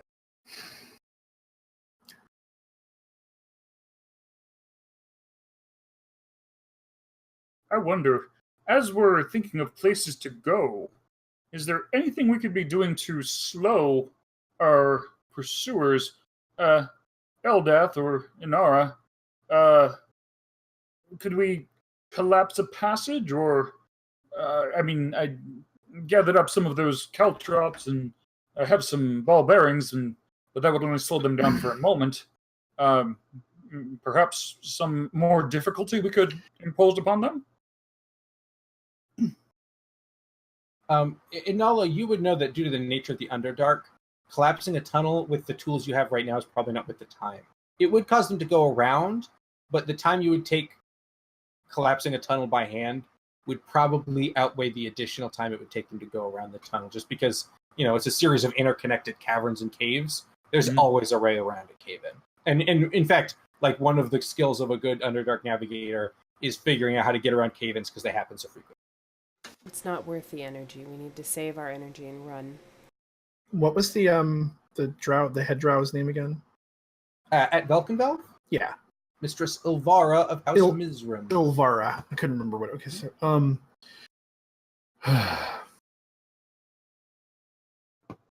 Based on what you know of Ilvara, how would she track us, and how dogged in her pursuit would she be? Do you think they would have left immediately after subduing the demons? Or would she take time to assemble a force? Sereth would smile and say, she will probably leave tomorrow, would be my guess. Leaving a token force at Velkenvelv. It's ultimately not a particularly important quest. And her pride is of more importance to her than whatever military significance it has. What are the chances of us being able to hide and let them pass us by thinking we're still running? Well, it all depends on how she's tracking us. It's possible. It would not surprise me if she had some magical means to track us. However, if we traveled a bit slower and were a bit more careful with the ways we went about things, we might be able to deceive them, lead them down false trails, cause them to go past us and have to double back, that sort of thing. With so many people to keep hidden, why risk it? If we have a safe place to go, we should head in that direction. And if you said she's not likely to leave until morning, we already have several hours ahead of her. But we could be leading them there. The rest of the Underdark is rather prepared for drow. If we made it to Gracklestug, for instance, they are not fans of drow. They'll be allowed in the city, but they will not have carte blanche to do whatever they please. Not against an entire city. They're not that foolish. Well, you might want to ask our deep gnome friends about how they handle an entire city. And he'll turn to Jim Jar. Yanala, you would be very aware of this as well. But Jim Jar would say, well, I mean, they did kind of wipe out Blingdenstone like 50 years ago. In fact, it's only kind of just now. But like the drow, not like one drow not scouting like one party. drow. That's what I'm saying is like her and her scouting party that's following us are not going to single-handedly take down a whole city. No. Even if it's recovering Unlikely. from having been wiped out. That's what I meant. It's like between us and the city, I think we're probably okay. Right. And Blingdenstone would not allow drow in at all because of that history. Right. They would not be allowed in at all. So that would for sure be a safe place. Gracklestug, they could still get in and potentially do things, but they'd have to be on the down low. And, in the caverns, whatever. Anything goes. So I'm going to present you guys. Oh, please go ahead. No, I was just going to say, like, before we leave, could I don't know what the ground is where we are, like if we're just kind of hiding in a tunnel or whatever. But if everybody's cool with the plan to go to a certain place, I would spend time drawing, like, a map on the ground of some other place in the opposite direction and just kind of try and leave it on the ground. I like it. Okay, from what I'm gathering, you guys seem on board with trying to make your way towards like Gracklestug, because it's a city. You'll have a little bit of protection from the drow there. And the best way to do that is go across the Dark Lake. To do that, you'll need boats and supplies. And the best place to get that is Sloop. All right. So is that the plan? I don't want to put words in your mouth. That seems like it's the plan, but I just want confirmation. I thought I heard Neverlight. Well, Neverlight is beyond. But we have to go past there okay, to get yes. to there. Correct. Yeah. Got it. Ultimate goal. Got it. Right. Mm-hmm. So I would recommend we rest for the night until the wounded are capable of keeping up, and we set out as soon as everyone is prepared. This may be the last good sleep we get for a while. All right. So now, so you're heading to Sloop, which is northwest. It'll take you about 8 days to get there. However, you have a bit of a mechanical choice. We're gonna zoom to a more mechanical decision. You guys sort of talked about it a little bit in character. You basically have 3 ways you can travel. You can go fast, in which case you'll basically cut a third of the travel time off. For 8 days, that's not a significant difference, but travel times in the Abyss quickly become very long, like 20 or 30 days. So a third can make a big difference. However, you're going to take a -5 penalty to passive perception to like notice ambushes or creatures in your way, and you cannot forage for food because you're going too fast. There's normal speed, which is what most of the times I'm giving you are in. That's 6 miles a day. No penalty to passive perception. You can forage. You can try to cover your tracks with survival, all that stuff. Or you can go slow. You'll gain, which is 4 miles a day, so adding an extra 30% of travel time. But you'll be able to forage more food, and you guys could potentially stealth to trick to avoid the drow. That is up to you, but we need a group decision about what's the best philosophy to take travel. Well, with Nevermore, in his Natural Explorer, the group will not become lost. They will not. Difficult terrain won't slow them down if we encounter something like that. I was gonna say something like that too. For the Deep Delver, it says you can, retrace your steps, and you're well acquainted with foraging and survival in the Underdark. So I don't know if that plays into what you just. Well, said. between the two of them, because like he could forage for twice as much food. She could tell he's not an Underdark expert, but she could probably tell him this is edible, this is not edible. So when he goes out to forage, he could not pick up stuff that people aren't really going to be able to eat. Okay. And a quick foraging related question. Rations that we happen to have had from our kits, were they still there or were they gone? They were still there. Okay. They don't want your crappy surface food. My crappy surface food is delicious. Yeah, but My vote, if we have those additional abilities to help out, would be at least traveling at a normal pace, at least to start. Because also, too, I feel like, I mean, to a degree in character, they'd probably be a little bit cautious because not everybody's going to be prepared to like be jaunting through these unfamiliar corridors and shit. We don't want to be just like blundering headlong into something dangerous. I feel like traveling fast, at least initially, is probably a bad idea. That's my vote.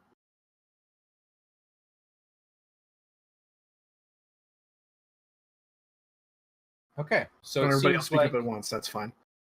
well, it seems like they were mentioning that foraging is a good thing that they should definitely do. So it seems like traveling at normal speed is probably what people are thinking. Yeah, That would be my okay. vote. Would be for normal speed, at least until we get to the first like place. Okay, so that is how we are going to proceed forward. So you're heading towards Slubladoop at a normal pace. So, is there anything else anyone wants to cover before you guys head to bed on this first night out in the Underdark? Is it time for an out of character question? Not quite.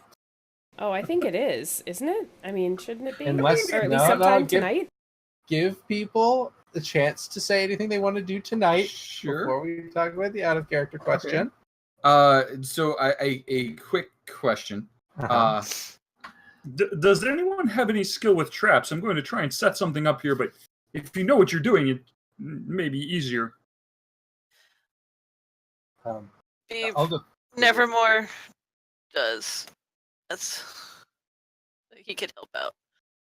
Well, I have string and caltrops, ball of little ball bearings, a bag of ball bearings. I've got some oil, torches, a music box. No, I don't have my music box. And he just starts supplying. I was thinking an intricate web, like a spider. I drew my inspiration from the intricate webs of the spider.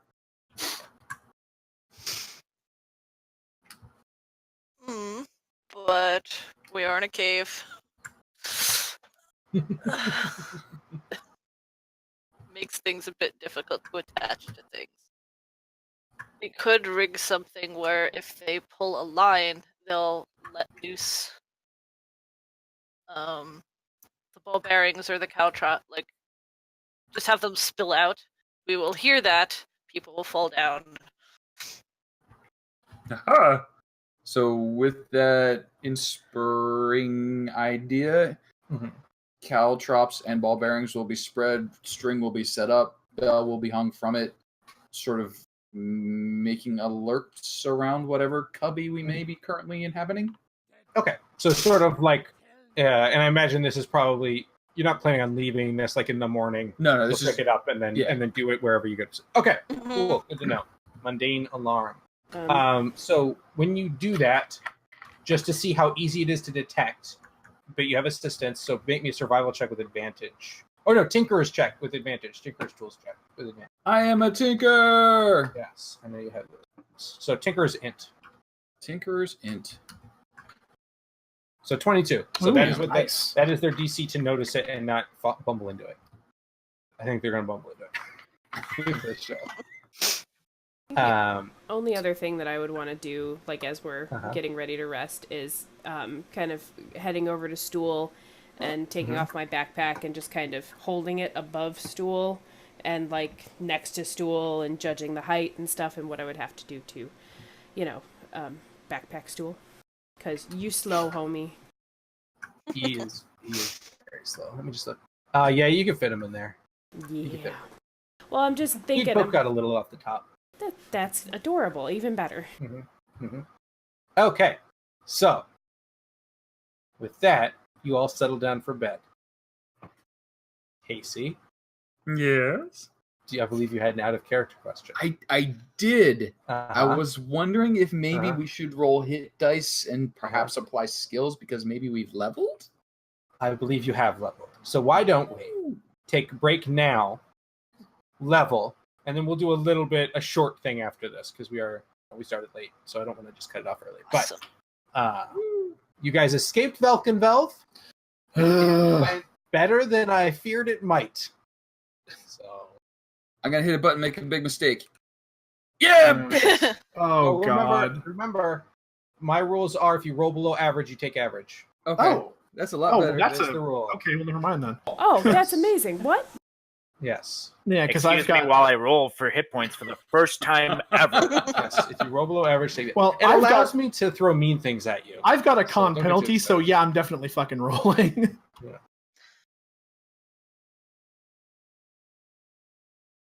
Oh, nice. Nice. Well done, Sen. Ooh, I get my fighting style. And Uh-oh. spells! Kyle, you know what this does now. Now I Alright, want to roll so- all the time. Yay. Even in games that are not as generous right. So as mine. that's actually going to be Mhm. 6, not 7, but that's still good. I can take that. That'll put me up to 13. I can maybe take a single hit and not die. Hmm. Maybe. Hit dice goes. Oh, yeah, Sean. Tunnel fighter, is that an acceptable fighting style? an acceptable fighting style. Oh my god, I have so much life. Level 2. I have to redo which spells I have ready because everything was like, okay, you don't have your holy symbol, so figure it out. All right. Well, now I get my telepathy anyway, which isn't a big deal. But It is, I have more sight rough life. lines. 6. If it makes you feel better, I had a group get out of here without their gear at all. So, like, the sorcerer and the warlock and the bard could not cast any spells. That's great. Yeah. They really wang jangled it really hard. By basically, in retrospect, our wang dangling was pretty minor. it could have been so much worse. So much worse. See, key to the success was getting rid of the 2 evil monsters. They actually kept Ront, and Ront proved quite useful. He's a betrayer. Because he is a big orc and smashes things well. Spells. What spells did I want to do? Yeah, I gave the warlock that choice, and he got rid of Shushar, and he got rid of Boopido. Because he thought neither of them would be valuable in a fight. So he got rid of them. Boopido's been great. Plus his name is so damn fun. Boopido is... Okay, we'll probably get to Sloobladoop next session. Oh, that wasn't just you being a jackass. No, Sloobladoop is actually the name of the place. Oh yeah, no. Kuatoa names are great. I thought you were just being. I'll give us a little sample. Well, their goddess is Blibdul Poolp. Yes. Plooploopleen is one. Blipliplod. Yeah. Limoogoon. Yeah. It's Those just the names of the... Kuatoa names are a lot of fun. Isn't Kuatoa? They're just supposed to be completely insane and basically make up their own gods. Isn't that like their thing? That is their thing. They make up gods and then worship them, and their like combined delusion gives them powers, which I think is cool. That sounds amazing. Why is your health circle blue, Sen? I believe Sin did not update her max HP. Would be my guess. That is correct.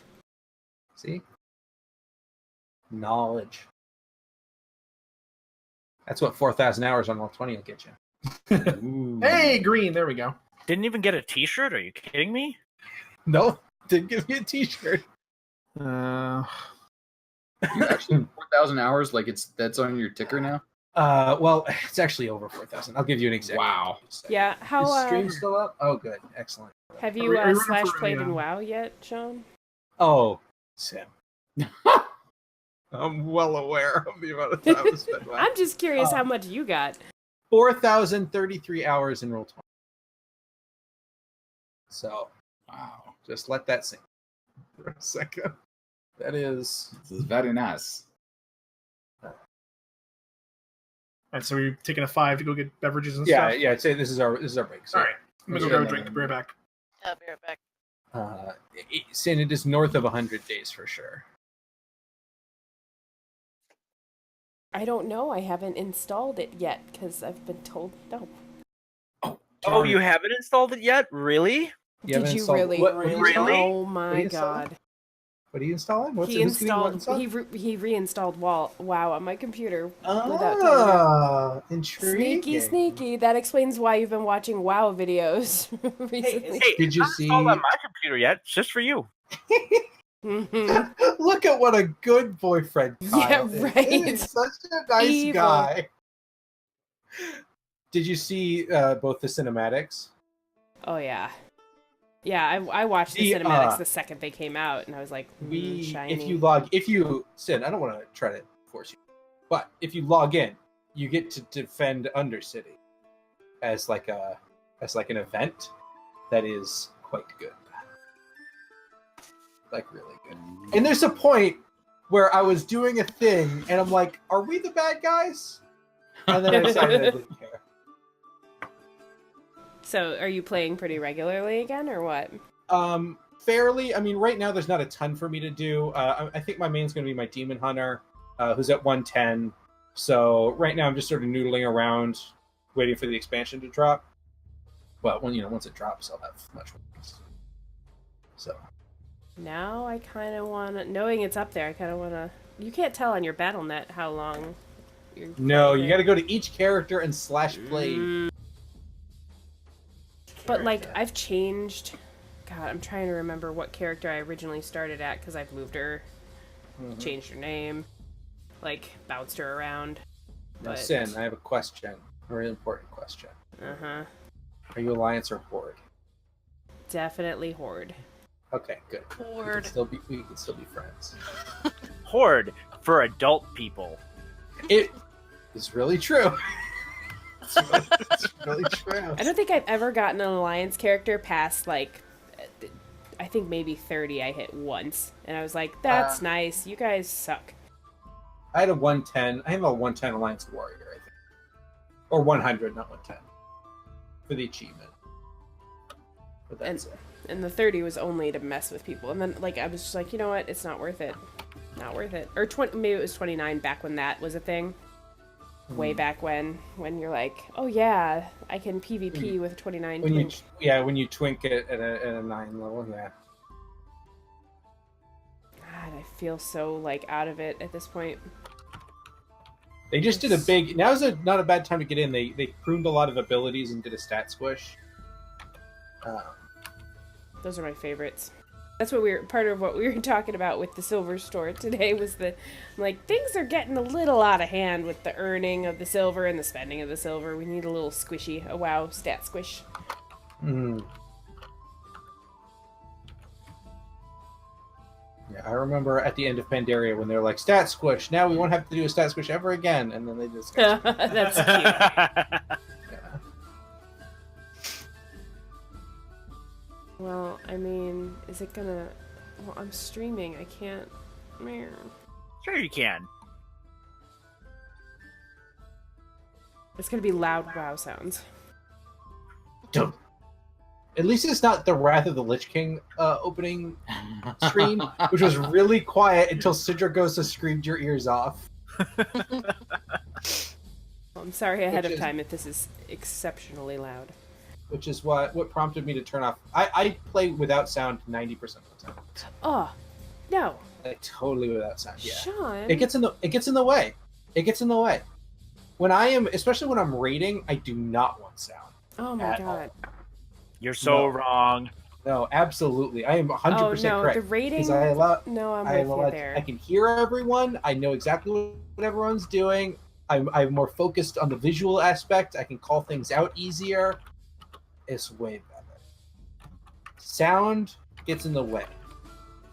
It's just a of rating, I'm with you, but everywhere else, like the thing about this expansion that I want to see, that I'm most excited about, that I enjoyed the most in vanilla. Oh, there it goes.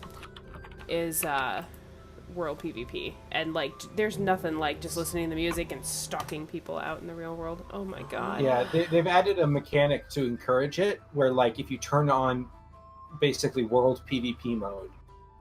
You're attackable by anyone. So even if you're on a PvE realm, Back. And you get an experience bonus, so there's like a benefit to doing it even if you don't intend to PvP.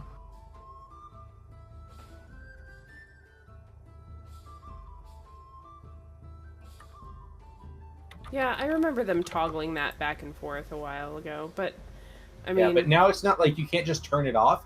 You have to go back to Orgrimmar or Stormwind to turn it on or off. Oh. So when you're out and about, you can't just like be a jerk turn and turn it it on and then be like, turn it off, no, you can't get me. Oh, that's awesome. Cool. Mhm. Fucking hated those guys. Mm-hmm. Although I will say, it is still very satisfying as a demon hunter to just like a bunch of people show up to try to gate me, and I just jump off a cliff, and I'm like, bye, see you later. Unless there's a death knight, and then they pull me back and I die. It's sad. Yep. So if you know where Candlekeep is.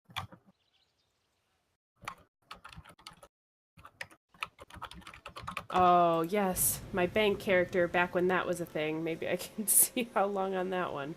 Because everybody else is like, you gotta resub.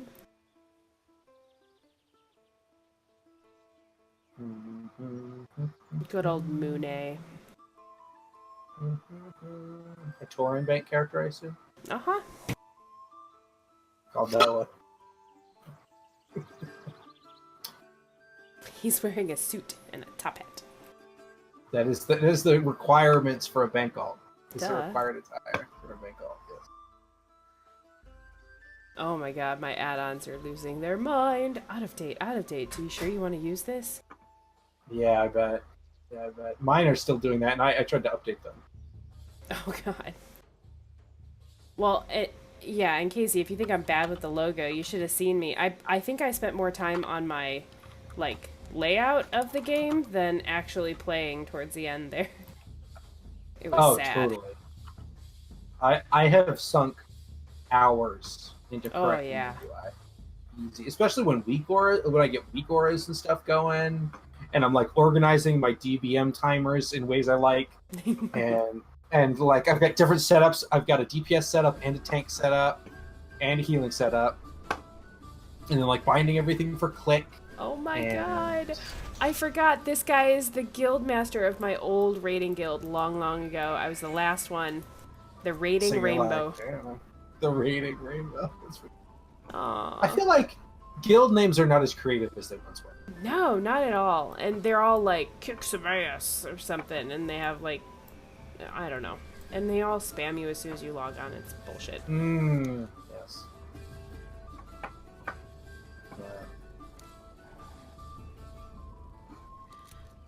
I was in a guild that was named Loves You. So, like when you saw someone running around, it was like so and so loves you. Oh, that's nice. We all had pink tabards with hearts on them. I imagine you were a PvP guild and were very obnoxious, would be my guess, based on that name. Oh, Casey, you should get this game. Because if you get this game, then it's all downhill. Well, Like- World of Warcraft? Yep. Yeah, Casey. Do it. I don't know if this potato Everybody's can handle doing World it, of Warcraft. Casey. Mine can't handle World of Warcraft, and World of Warcraft I have to play on an RP server. And if you think I'm obnoxious now, try to imagine if I'm obnoxious and it's real time and I'm doing combat and I'm dotting you as a warlock from quite far away in skeleton voice. It's skeleton.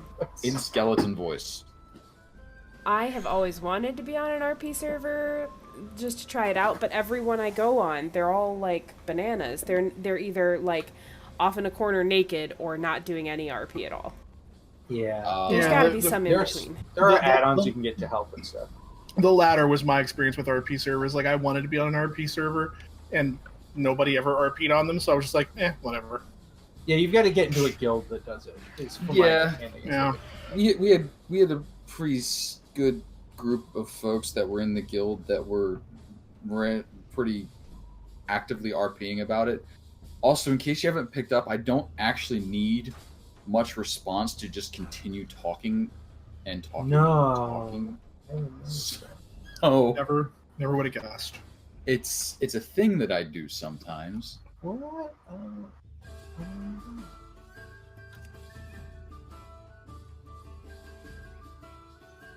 I really kind of just want to hit reactivate now just to see the slash played, but meh. No, we'll do it after game, Sin, so I can find out.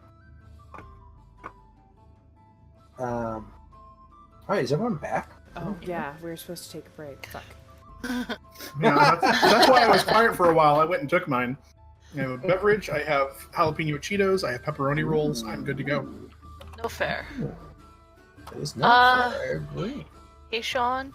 Hey, Ann. I am doing the revised ranger, Right. but the favorite enemy. Uh-huh.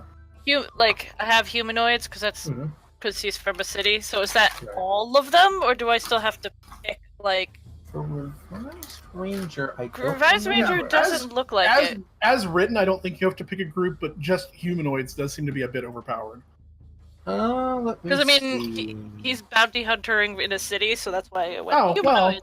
I mean, But well, all it does is To give be you advantage honest- on tracking and then a damage boost, right? To be honest, I think that will be less overpowered in this campaign than in any other, so it's fine with it. okay, I just have to remember. Simply because there are a lot of things out here that are not. Yeah, definitely remember, because Yeah. there were plenty of times I never applied my damage boost with Thara. Plenty of times. I'm gonna stag cure wounds because that seems helpful at the moment. Thing.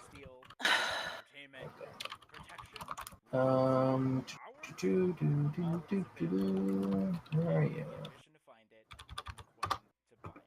There we are. Okay, so is everyone ready? Feel good? That's Get back to you on the feeling good part, but I think we're ready. all right. So, you guys wake up the next morning and set out. You know that it's going to take you about 8 days to get to Sloop. So you've got a bit of time to try to put distance between yourselves and the drow. So, what I need from you is what everyone is doing as you travel. If it's just keeping an eye out, that's fine. But if you're doing anything special like foraging or trying to cover your tracks or anything like that, I need to know about it so we can make rolls. Variations of both at any given time. Yeah, I would be working with Nevermore to go Okay, forage. so covering tracks is like an all-day activity. If you want to do that, you can't for it. So you got to choose one or the other. For now, I think it would be the covering tracks, since most of us seem to have rations, and when we get to a point where those are getting low, then you'll Yeah, forage maybe. more. I mean, I Okay. can definitely try to help with covering tracks as well.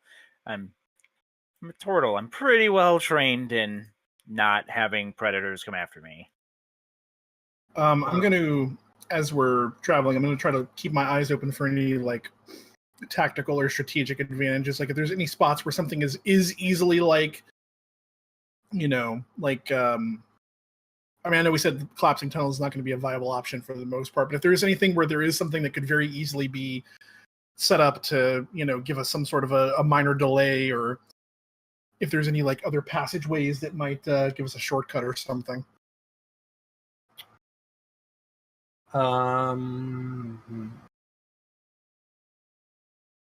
Okay, sure.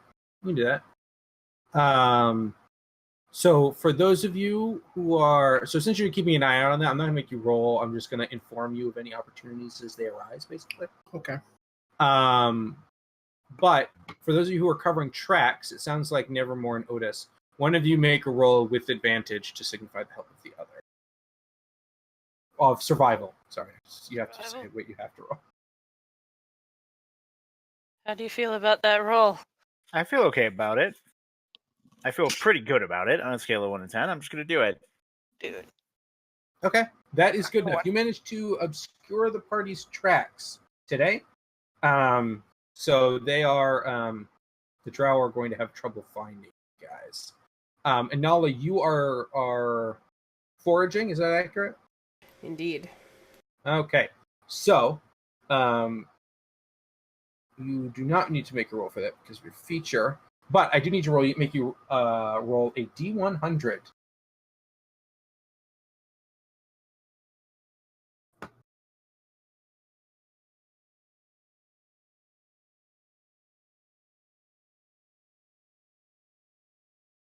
Okay. So, in addition to enough food for functionally enough food for 5 people, you also find a rather interesting mushroom that you have heard about but have never seen. It is called a tremens shroom, and you pick it because you know it tastes really, really, really good. It's like a very sweet taste, and would work well as like a treat, potentially for an animal, or if you just wanted to eat it yourself, that is also acceptable. But you find one of those as well while you're out foraging, in addition to just Alrighty. regular edible You mushrooms. found candy. Basically, yeah. Ooh. Spiro Cat reaches over and covers Stool's eyes.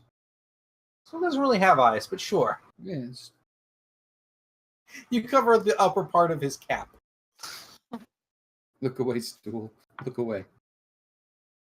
But other than that, today is going to pass uneventfully. And in fact, I'm going to roll through a few days before a big event happens. So I will need 2 more survival checks to signify covering of tracks to make sure you continue keeping up that You got those, Andy. that same pace.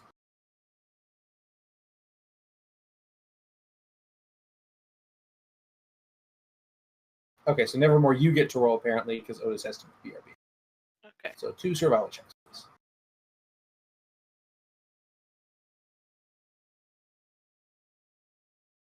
Okay, so you succeed both days with Otis's help, continuing to obscure your tracks. Sin, you continue to gain each day food for 5 people, foraging out and about. But so 3 days have passed. You guys are continuing along. Every now and then, Neural will direct you. Will say, "Oh, we should take this passage." Or go down this way because that passage seems unstable and stuff like that. Sort of directing them around local problem spots until you get to a problem spot that's kind of hard to avoid. Your path is abruptly cut short by a 50-foot wide chasm that extends into darkness in both directions. You can see on the other side the cavern continues. It seems like this chasm is a result of some geological shifts or something, and the cavern has basically just been cut in 2. What? How wide did you say it was again? 50 feet wide. And we can't see the bottom. You cannot see the bottom, no, nor can you see how far it extends to the left or the right. Okay. What would you like to do? If you wish to go around, you could. However, it would add several hours to your journey, and potentially give the drow a chance to make up some lost ground. Nevermore, do you think you could fly across and hammer in a few pins and secure a rope to make a bridge? Can do that, sure. But kind of looking out over like all our slave friends, like look okay, like they can handle that. Handle Me- what? Like Do you like 3 ropes and a slack bridge across? You know what I mean? yeah, could do that, You could no do that. problem. You can do that. Okay. Because I was gonna suggest making more of a bridge thing than just a rope that people have to scoot across. I see. Okay, so using 3 of your several ropes, you sort of, and some pitons, you make a sort of makeshift slack bridge across the chasm. All right. So, In Nevermore, we'll probably circle around just in case anybody has a slip, and we'll try to snag them if they fall. okay. So people begin crossing. Is there any particular order you wish to have people cross in? Otis last. That's a wise decision.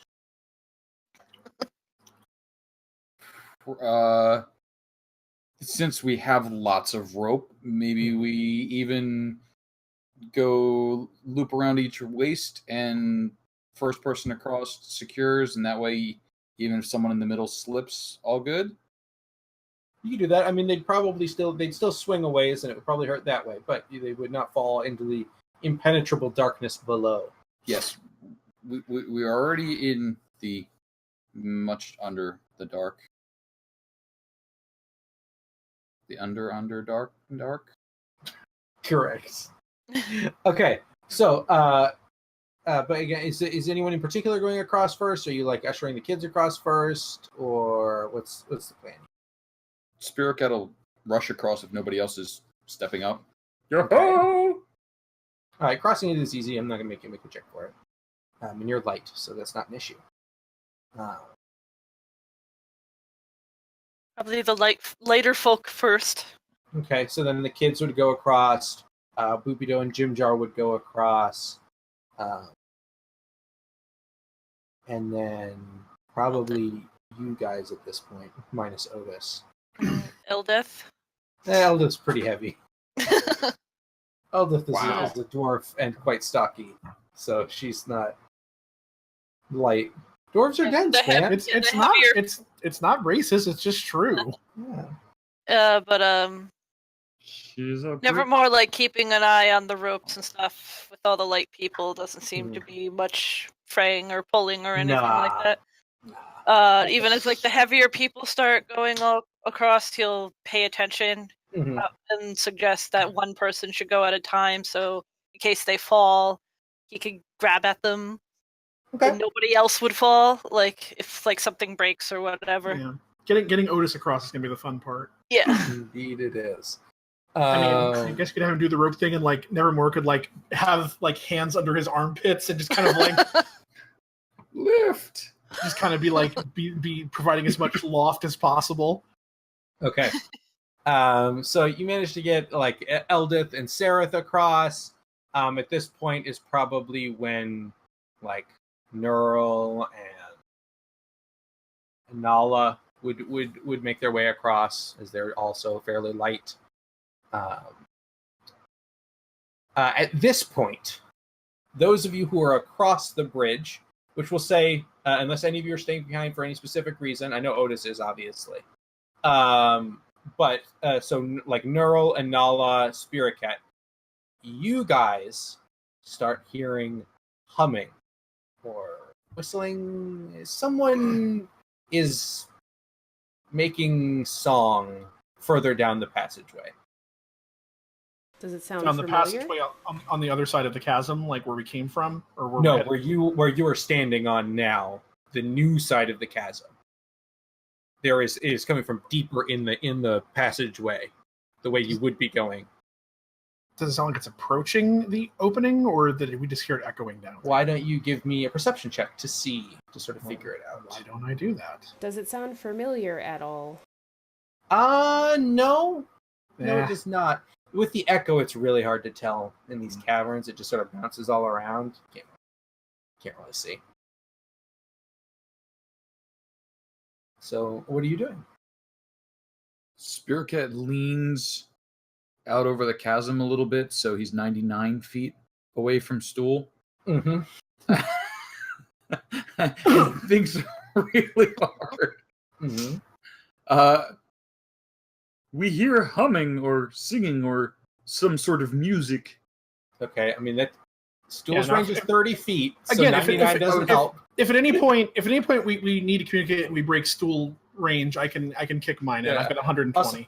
Also, it's only 50 feet across, so you would only be 49 feet, not 90 feet. He's wandered away again. He's 3 drow lengths away from where.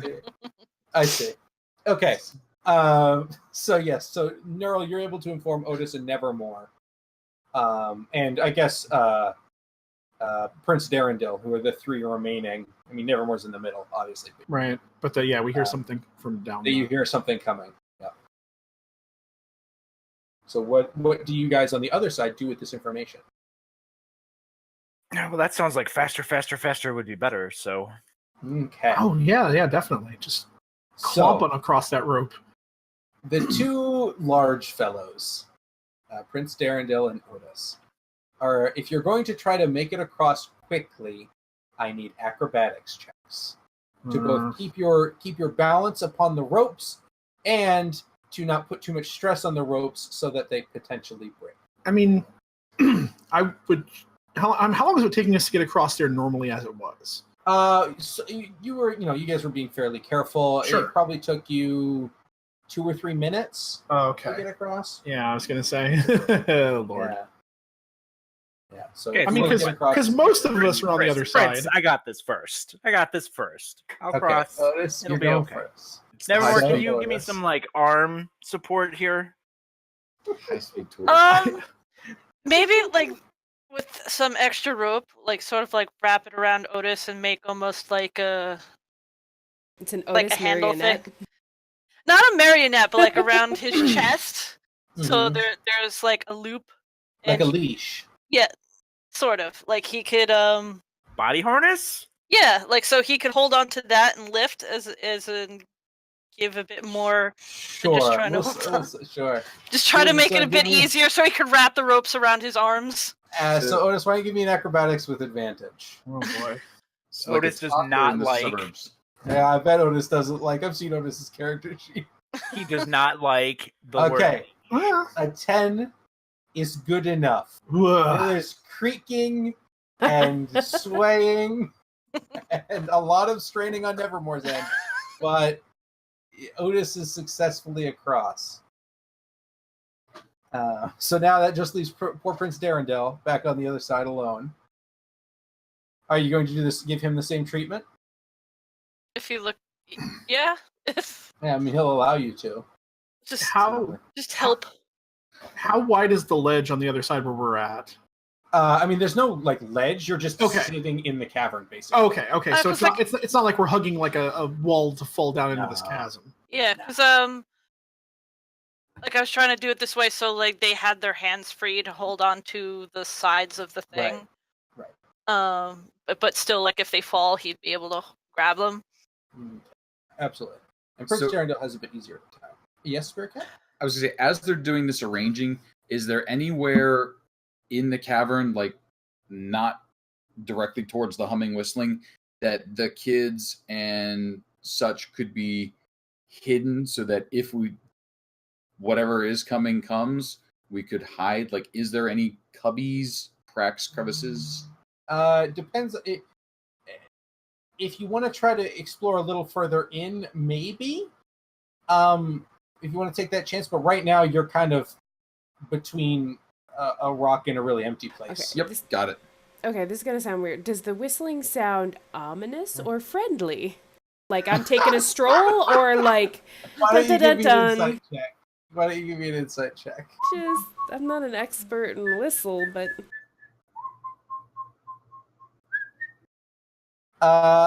It doesn't sound particularly ominous. Sounds kind of normal. I mean, the music sounds a little weird to you. Doesn't sound like any tune you recognize, and it doesn't seem classically melodic. I mean, it seems intentional. It's not that this person is just really bad at humming. It seems like there is intention behind what they're doing, and it's just weird. Kind of unnatural. And it's definitely getting louder. Now that you've had a minute or two, it's getting louder, for sure. Are you doing anything to prepare, or are you just sort of waiting? I got an idea, guys, but it could be bad. Yeah, let's hear it. I mean, it's not even that amazing of an idea. I just kind of want to use this because I feel like I'm never gonna get to use it if I don't. So trying to make sure, helping Spyro push the kids behind us somehow, and I will go up to the direction that I hear the whistling coming from, while maintaining a 120-ish feet, and I will combine 4 glowing lights together, and Okay.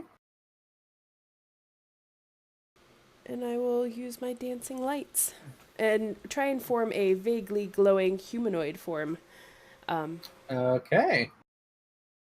And I'll start whistling, something that I've heard in the Underdark tunnels somewhere. Something familiar. Okay. And friendly. Something familiar and friendly. Something specifically friendly, just to be clear. Definitely friendly for sure. Okay. So after about 15 seconds, the humming stops. And there's like total silence for about 3 seconds, and while you're still whistling, and then the person on the other side like whistles the next bar of what you're whistling. Oh, I do the next one. But, Okay. Louder a little. Okay, and you go back and forth a couple times, and then you hear a voice that says, well, hello there. Do you mind if I approach? I make the dancing lights, form a hand that waves them over. Oh, excellent. And around the corner walks a gentleman who is rather tall and has weird sort of bluish, purplish, pinkish skin. And you can see his hands end in 4-fingered hands rather than 5-fingered hands. And instead of a mouth, he's got a mass of writhing tentacles. Oh no. And he looks rather like this. And he comes around the corner and he says, oh, well, aren't you a little, just a little group of adventurers down here? Nah. I make the dancing lights form the hand stop. No, he can see you at this point. Like, he can see you guys. I still do it anyway, because it's, Okay. I don't know, I'm Yeah, a little no, shocked. I know what that face understand. usually means. He holds up a hand and he says, I understand. I'll wait here until you're comfortable. My name's Grazalax, by the way. Pleasure. Am I hearing this out loud? Yes, he's saying this out loud in common. What sort of squid thing is that? If anybody notices, Neural, who's ordinarily fairly composed under pressure, his eyes have gone wide, and like his lip where it split is curled up even further, where you can see like half of his upper teeth now as you see him like kind of shaking in what looks like a barely repressed rage right now. Yeah, I'll Hey, buddy. You okay, buddy? It's an illithid. Just keep an eye on Neural, as I see Neural like vibrating in anger or something. Yeah, he basically looks like he's barely holding himself back from launching at this thing. I will put myself between them, obviously closer to Neural, like in front of Neural, and just everybody calm down. Now you're notoriously, you and she just kind of points at people's heads. Well, some less civilized do. Yes, that's true. She kind of looks behind him. It's like looking for more of him. No, it's just me. It's just me.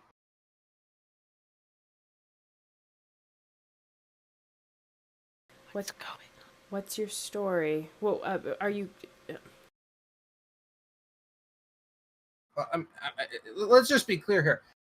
I have no ill will. If I intended to harm you, I mean, I'm sure you're quite formidable, but you don't look particularly in the best of straits.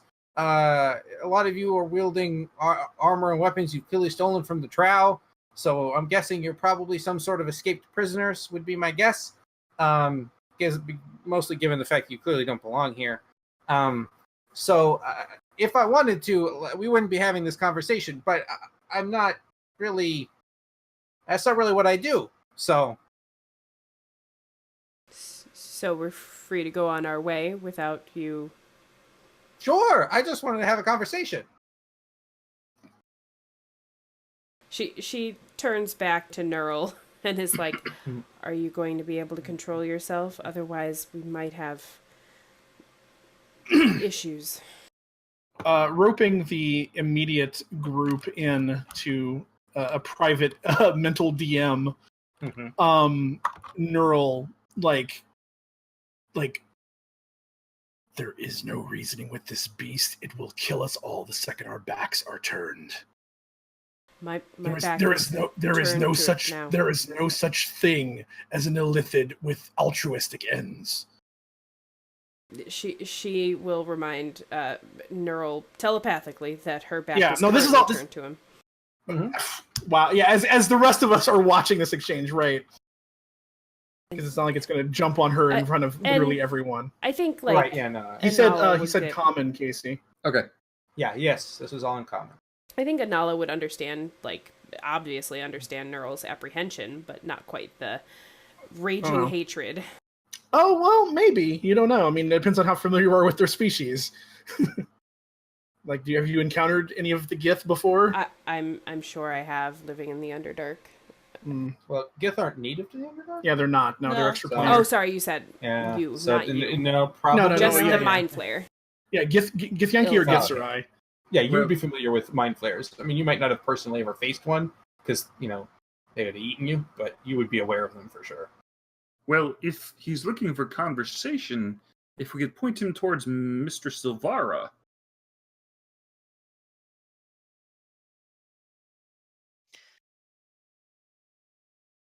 Well, we don't know where she is. Well, likely behind us. Hopefully not. Well, I mean, maybe hopefully now. She'll turn back and give Grazalax just a one second, please. Take your time. Take your time. Thank you. Well, I mean, if we just give him a little bit of conversation and then send him in the direction of the people that are stalking us, he might find the conversation that he's looking for and a meal. In that order, preferably. Again, I rolled that wisdom save to see how composed he was going to be on this. Like, Neural wraps his hand around the butt of his mace, but he doesn't draw it. Here, put Stool in Neural's hands. He won't harm anything when Stool's being carried by him. If you try to hand him, like, he lets Stool fall to the ground. Oh. Should put him back in the backpack. Poor Stool. So, I mean, I'll totally talk to Grazalax here, or I'll talk to this little guy. I want to know more about it, or about why he's out and about. Why is he not with the other illithid right now? Why isn't he eating other people's brains? Like, this guy doesn't belong. He's a good case study. I can bring this knowledge back home.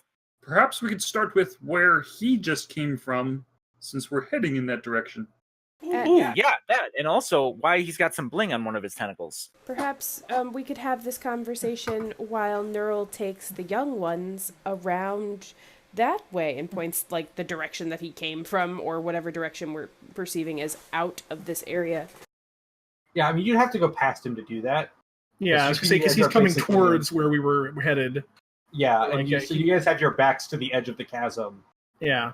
Basically, he was coming down the tunnel we're heading up. Correct. I guess I would say, well, I know my friend Otis here, and she'll direct to the turtle, is interested in speaking with you, but would you allow the others of us that are tired to pass by? Sure. Is this your chasm? No. I don't know why I would own a chasm in the first place, to be honest. Good echoing? I suppose. I don't have any need of echoing, though, either. You're a great whistler. Well, thank you. Would you like to use our bridge before we collapse it? Oh, no, I'll be okay on my own, but thank you. You can feel free to break down your bridge. Bzzz. Is that the noise the bridge makes? This is the bridge makes. Sure. So he being directed towards Otis, he would turn to Otis and he would say, "So, where are you headed to?" Well, I mean, I will eventually be heading home once we get out of the Underdark. But I need to bring experiences and stories so I can teach the others of my kind. And I got the short straw and ended up coming down here. And I've been with the drow and the deep gnomes and the druger, but I haven't experienced much illithid culture. Why are you not with them, or what? Why? Why do you choose not to be with them? The elder brain and I did not agree on a number of topics, and I figured it was best to strike out on my own. And then, Tell me more about that elder brain in a different conversation. Well, that's a bit of a more complicated topic, but the long and short of it is I broke off because I felt there were bigger fish to fry. And I've joined up with a bit of a group of concerned Underdark citizens, and we've been investigating some strange happenings throughout the Underdark as of late. Strange happenings that happened like a month ago? About? Oh, approximately. That's oddly coincidental. Why do you say a month ago? Oh, that's when everybody started to have some bad dreams. Interesting. It even happened out here. Is that so? And Grazlax pulls out a little notebook and starts writing down something in it. Does he pull it out from underneath his tentacles? As funny as that would be, Grazlax only has like 4 tentacles. So no, he pulls it out from his robes. And as he reaches into his robes, like the mace comes out of its holster. Okay. He seems to notice that, but like I don't jump at him, but like at that point I draw it and I'm just like clutching it in one hand. Yeah, he seems aware of this, but chooses to ignore it and begins writing down. Nevermore will put a hand on Neural's arm. Neural will knock his hand away. Come on, bud. Just come on. Let's go for a walk. Yeah, Grazlax will step as far to the side of the chasm. Neural refuses to move. Like he is like every muscle is tensed up and his eyes have never moved away from this thing's face. And you say, have you come into contact with any phase rests since you've escaped from what I assume are your drow captors? What word did he just say? Phase rests? Phase rests. Faezzress. Would we know? Do I know what that is? Any of you with experience traveling the Underdark would know. It is spelled like this: Faerzress. Phase rests. It is an unusual magical phenomena that is specific to the Underdark. It's basically glowy mist. However, it has certain magical properties, and oftentimes more intelligent Underdark species will use them to guard settlements because you have advantage on any divination spells when you're in phase rest being cast on you. So things like scrying and stuff like that are much harder to do when you're within an area of phase rest, and it's very hard to teleport in and out of. That's something, Neural, you would probably be very aware of, is that you would have to be careful to avoid pockets of phase rest when heading into the Underdark, because if you show up in a pocket of phase rest, it could either just cause the spell to fail outright or potentially cause some serious damage if it shunts you out of it into a wall or something, say. Have we encountered any? No, you guys personally have not encountered any since you left Belkenvelv. Well, I would say no. That's that weird misty stuff, right? It is. It is the weird misty stuff. I would recommend not casting any spells within its area. It is acting strangely. Okay, not hard for me. Okay, guys, no spells in weird glowy mists. I don't know. The guy with the tentacles says so. He looks pretty smart. If this wasn't psychic, he would say, well, thank you. But it is, so you can't. And he would say, I understand if you don't want to tell me where you're headed, but I would be careful.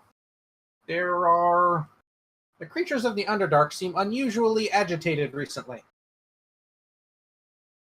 Oh, well, they did seem mad. Also, we saw like these flying bug things, and then I'll describe both of the different types of bug demon things that we're fighting. If he had eyebrows, they would shoot up, and he would say, "Really, very interesting," and he would be madly scribbling in his book as you describe what you saw and what they were doing.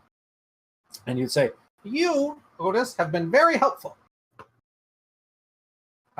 Here," and he reaches again into his robes and pulls out a leather strap with a golden amulet attached to it. And you'll notice as he pulls it out, you realize he's also got one around his neck. It's not on the picture, but it's there. And it's under his tentacles. I totally get it. It's under his tentacles. It's hard to see. And he hands it over and he says, "Here, if you come across anything unusual, or just something, or you just have a question, if you hold this, assuming you're not in phase rest, and you think about it, you could send me a message, but keep it short." Well, okay.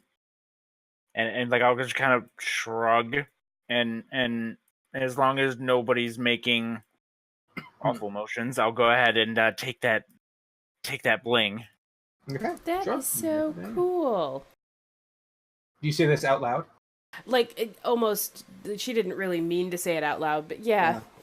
Unfortunately, yes. He turns to you and does the illithid equivalent of smiling and says, "Well, thank you. It was one of my a member of my group's invention. It's quite useful. And if you encounter any of them, if you show them this, they will know you are friends."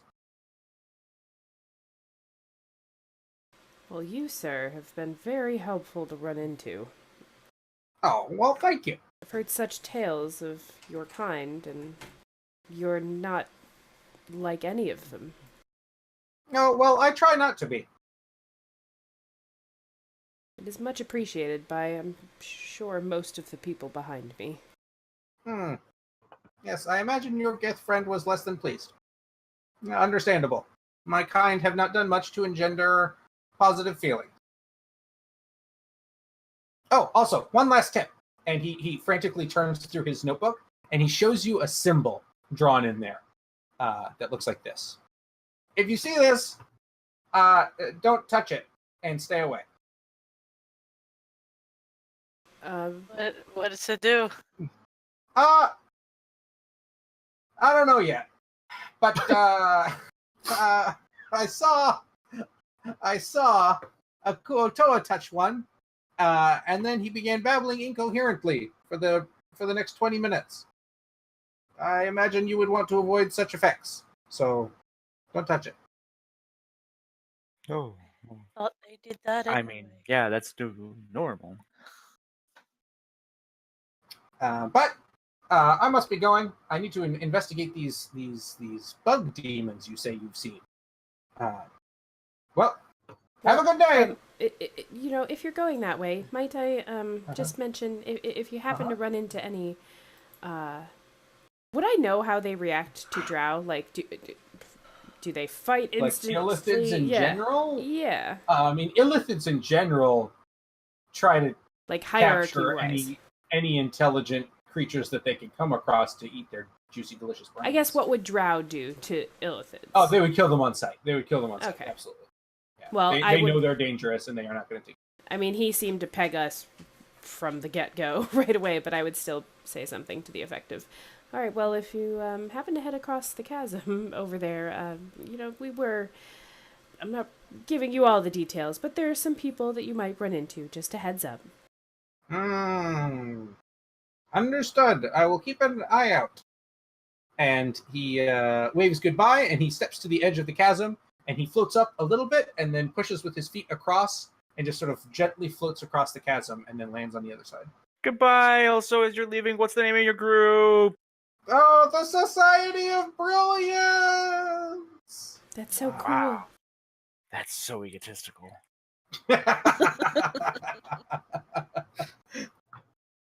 And he disappears through the cavern on the other side. And is gone. Just as quickly as he can. So, you now have an amulet, Otis, that can, once per day, cast Sending, but only to Grazalak. Okay. So mark that as appropriate on your character sheet. Once per day. I'm sorry, I pressed my button because he was once not. per day, Sen. Well, no. Once I'm per like, day. that's so cool. He's like, that's fucking cool, but he wouldn't say it out loud. I'm like, you have to tell him that. That's so cool. Oh, well, thank you. But that is what you have been given, along with some friendly advice. Whether you choose to take it or not is up to you. But he is gone, and you have to continue on. Or not. I mean, you could just jump in the chasm again. It's always an option. But the rest of the day is luckily less exciting than the past half an hour or so was. And you are able to bed down for the night in a more a less illithid-filled area. At least you assume it's less illithid-filled. Until proven otherwise. Is there anything anyone would like to do this evening?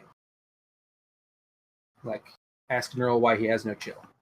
Neural has been extremely quiet since this encounter. He has not said a single word that wasn't necessary. Yeah. Like, he watched it disappear into the other cavern and kept staring that way for another, like, solid minute or two until they probably had to prompt him to move on. Nevermore would keep an eye on him, but not really pry. He hasn't of yet been a very forthcoming type of person.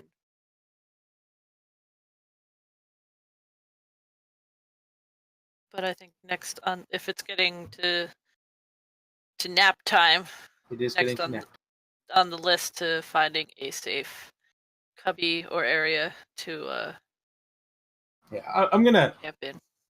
You get like there's gonna be a lot of traveling, so I'm gonna hand wave a lot of that sort of stuff. I'm gonna assume you find a reasonably defensible, out of the way spot and things like that. So just because otherwise we're gonna be making like 30 survival checks on a time, just overall, and it's just we don't have time for that. So those sorts of things you can safely assume you found a nice out of the way defensible little cavern to hold up in for the evening. But Sin, I do need, because you were foraging again, I do need one more D100 roll, please. Because I have a big list of mushrooms and I intend to eat. A 40 is you get what is called a great horn. It's a mushroom that grows rather in the shape of a large cow's horn, a singular cow's horn, not a pair of cow's horn. And you know that if you can eat it, and it tastes vaguely like sausage. But if you wanted to, you could break it, and it produces a minor sort of magical sound. You could make like a large like clap of thunder, or the cry of a bird, or like whispers that originate somewhere within 10 feet of you. So it's like a minor, like a super, super minor illusion, but only sound, basically. This foraging thing is turning out to be very profitable. Got all sorts of knickknacks. Wait till you get. There's some good ones. These aren't even the best ones. There's if you come across it, I'll tell you my favorite, but I don't want to spoil it. But I assume you have a table of this. Oh, I have a very large table of a bunch of different mushrooms.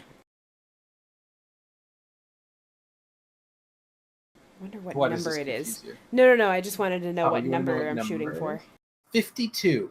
Got it. I get 52. This particular result caused my former group to pause for about 30 minutes while they debated what to do in real life time. So it was a good result. But I think that is where we're going to end for the evening. I don't want to get into any more because we're about 10 minutes from midnight, even though we started late. Because otherwise, we'll probably be getting in some shit. So don't do that tonight. So we will end here. Yay! Hey. Yay! You guys Yay. all survived the escape. I'm so proud of you. and I feel like we learned a lot about Ithlids. Uh-huh. We learned about each other. We learned very little about them, actually. Yeah, Otis is kind of pissed. Like, he just wanted to know about like the society and how they average act. Like, that's just about one illithid. If you want, disappointing. If there's questions about that, Neural could give him an earful, but it would not be a happy earful. I knew that would cause problems. Yeah, no, I honestly, if I hadn't have rolled that, I would have launched myself at him. I hope Otis sends. It was only the messages case all the time. that we just barely survived getting out of that escape attempt, and it's just like it didn't seem to be. I mean, he doesn't trust it regardless. He doesn't believe a single word it said. If anything, that item that he gave Otis as a way to track them. You know. But that said. Dun dun dun dun. And I got distracted because we started leveling up. But when Nevermore did finally woke up, he would be, I mean, obviously grateful that he's alive and thankful that he's alive, but he'll be like, you should have left me. That was way too, like, just don't do that again. Like, you need to, words. Yeah, wasn't people worth. usually.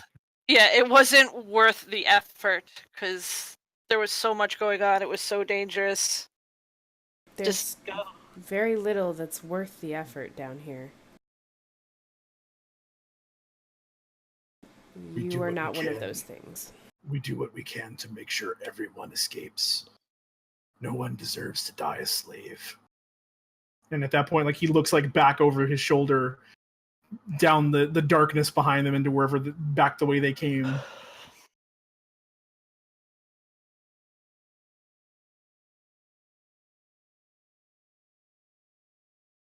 Yeah, Anala would just, look at Nevermore and be like, it wasn't time yet. You've got other things to do.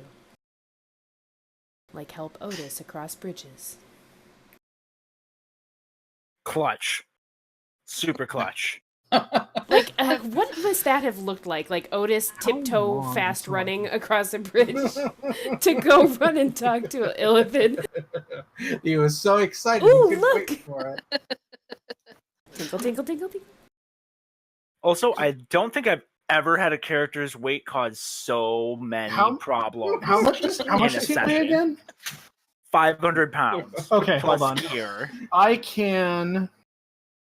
Let's see. By the time we get to 7th level, if we make it that far, it won't be an issue anymore. Nine turtle? The campaign goes far past 7th. I know. I'm just saying, if we make it up that far, by that point, getting him across gaps like that should be less of an issue. I'm sure, like, Spiraket, after that long, can tinker together some kind of golf cart thing for him to ride around on. Right? That's how that works, right, little man? Little helicopter. Mm-hmm. Oh, God. Once Stool blooms and, takes his full form, the big leafy thing, we'll just spin him real fast while he's holding on to... Do you think he evolves into a Bulbasaur or something? I do. I think he's a Venusaur. He's just going to mention it every episode until you make it canon. Until it's all make it canon. And we just get a little glue. Yeah, definitely keeping my backpack away from Spiro. I will say, he will not be the first party to attach things to Stool. See? Like, they got obsessive with it. Like, everything they killed, they'd add a piece to Stool. What? That's What? Here, let me see if I can find the art. Give me a second. Oh God. Why? That's the Someone worst drew it. PTSD ever. He's just like a corkboard for them. By the way, as things are happening, can I throw Athy an inspiration for the description of the lifting the turtle across the bridge boost? Like, I thought it was funny when she was like, "Yeah, we're just gonna get under the arm." She's like, "No, we're gonna harness him." Sure, mark it as appropriate. Conversely, I would like to give Spiroket inspiration for throwing himself into the spider webs to attempt to rescue Nevermore. That was good. Got it before I did. Good. There are you, Stuart. Yeah, if I could imagine, so far, it's only episode 2, but if I was to, garner a sketch of any moment so far, it would definitely be the Nevermore Otis across the bridge thing. For sure. And the gleam and happiness in his eyes at the Illithid across from there, or he wasn't quite across from there yet, but... Yeah, budget. Odd little stool you've made there. That is Stool's final form. When they left Stool, this is what Stool looked like. Where did you put it? In player RP player for RP. Arubis. Oh, Oh what my the God. hell? Just What a is... little link to a wiki. Oh, it's in the chat. Oh, I was thinking at Roll20. I'm sorry. No. Yeah, that Oh, was good what lord. Stool's final. Yeah. There's pieces of a grit, pieces of an Umber Hulk. There's an eye stalk from a roper in there. Sure. The back skin of a demon. What's the little fuzzy thing? The fuzzy thing So is they it's shaved a Durgar and put his beard in there. I don't know what that weird idol thing is. I don't remember that. I couldn't tell you what that is. Oh, Lord. But why? I'm gonna Well, guess that Is that like a beholder eye? Like with... They said it was a roper eye. Oh, It was, roper. it was a roper eye stalk, yeah. Did When they he encountered ask beholders, them they to... didn't Did he be like, could you give me some of that? What is it attached with? They were like, we need to protect Stool, but we don't have any armor that can fit Stool because he's a weird mushroom person. So they killed a Grick one time, and they're like, what if we put the Grick's beak over the top of Stool like a helmet? And I'm like, sure, I guess you could do that, yeah. And then There you things go, got Sean. weird. And then things got weird. And this is where we ended. How did Stool feel by the end of all that? Well, they called him Lord Stool, and it was like they fought over who get to carry him and stuff, so he was feeling pretty good about himself. He was learning. What are they doing? Don't they know that that's going to wreck his development cycle? He's like a teenager, isn't he? No, he's younger than that. He's Oh, like, God, it's even worse. It's like He's the like a foot wrapping. 4-year-old. He's a child. He's gonna have a cone head now. That's all.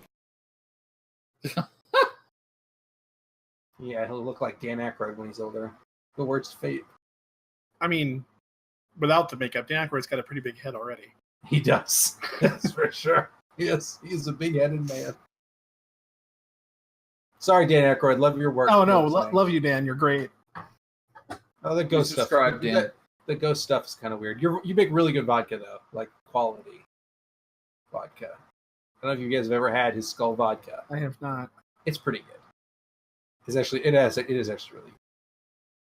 Would recommend if you want to spend money for vodka that comes in a skull. I mean, free skull when you're done. Yeah, exactly. You have a free skull, which is pretty cool. Who doesn't love a good free skull? And on that note, like as soon as we got on the Dan Aykroyd, we're switching over to Tavern Talk for however long we're on here. Because that's officially Yeah, off you don't topic, think I that... what? Yeah, it's a Come little- on. I want Unless- to put Dan Aykroyd in game now so we can have Dan Aykroyd chat whatever we want. Why didn't you just name Stool Dan Aykroyd from the start? And you have a little tiny guy down there. Hi. Hi, I'm Because Dan then that would Aykroyd. mean that Stool got like a weird ghost blowjob one time, and that's weird and it makes me uncomfortable. So I don't want to think about that too much. If I can avoid it. Oh, well, we escaped. We survived. Mm-hmm. Now we'll see. Neural didn't throw you into a fight with an Illithid that could probably have wiped the party. Yeah, I could have definitely wiped him. I mean- CR8. Yeah, Did you but see that shit? Two Act- fucking elite drow could have wiped the party. I know. They But I'm just saying, They totally could have, yeah. action absolutely. economy. We might have been able to take him. just keep feeding the spiders. We just pushed the children in front, and well, Just push the children in front. It's a good strategy. It's a totally viable strategy. We push the prince into him while he's wrestling with the prince. The rest of us, fill him full of holes and reduce his brain to jelly. It's a totally viable strategy, and it would have worked. Spyro.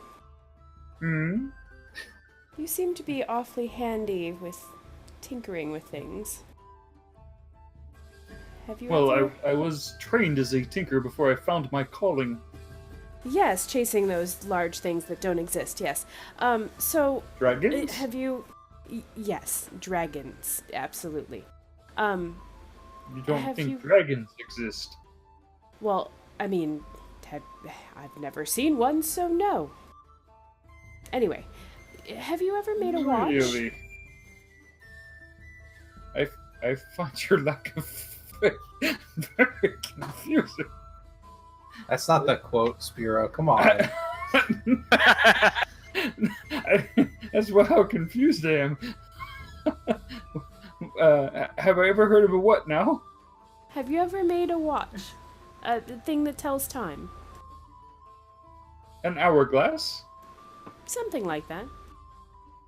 I figured that perhaps there would be something more advanced in your Tinkerer's Guild, but sure, an hourglass in a circular form. I suppose I can make a circular hourglass? Why? How is that gonna... Like, Nevermore's now trying to picture how that could possibly work. It's just, spread differently and funneled through a tiny hole. I don't know, he's the tinkerer. But if I get you the supplies at the place that we go to next, would you perhaps be able to idly start working on one? I'll pay you for your time. I've just never met a tinkerer. Well, I'm a dragon slayer now. Yes. Yes, but I mean in between slaying the things.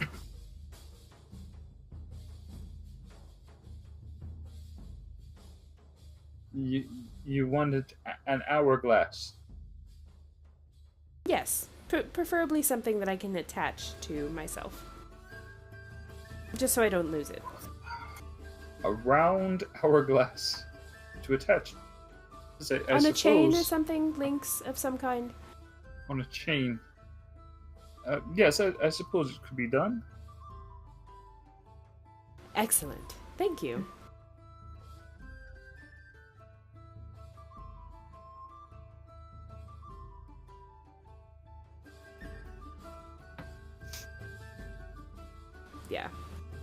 Yeah, there's nothing to explain there. Kyle's like, you have to explain that. I'm like, there's nothing to explain. I just don't believe in dragons. Well, I mean, if you've lived in the Underdark for your whole life, that's, They aren't super common. It's true. kind of thin on the ground. No, 100%. Oh, Jesus. You mean like a big lizard? I suppose that would be scary to someone your size. Big lizards. Big lizards. Very smart. Not friendly a lot of the time. I've never met a sentient lizard. Interesting. There are a couple of different kinds of those, actually. There's the Dragonborn, and then there's lizard folk. They're actual full-on dragons. Dragonborn? Isn't that what a dragon would be? No. Well, you probably don't. No. I'm giving Anala inspiration at this point. Just ridiculous. Don't give Dragon me inspiration about that. I put it on my character sheet for the express reason of fucking with Casey. That's not... Don't do that. Well, see, if that's the reason, you definitely deserve inspiration for it. Yeah, for sure. If I don't get lucky, like, you changed my whole character, by the way, Sean, because of denying that feat. If I don't get that, then I gotta screw with somebody, and, Spyro's right up there now.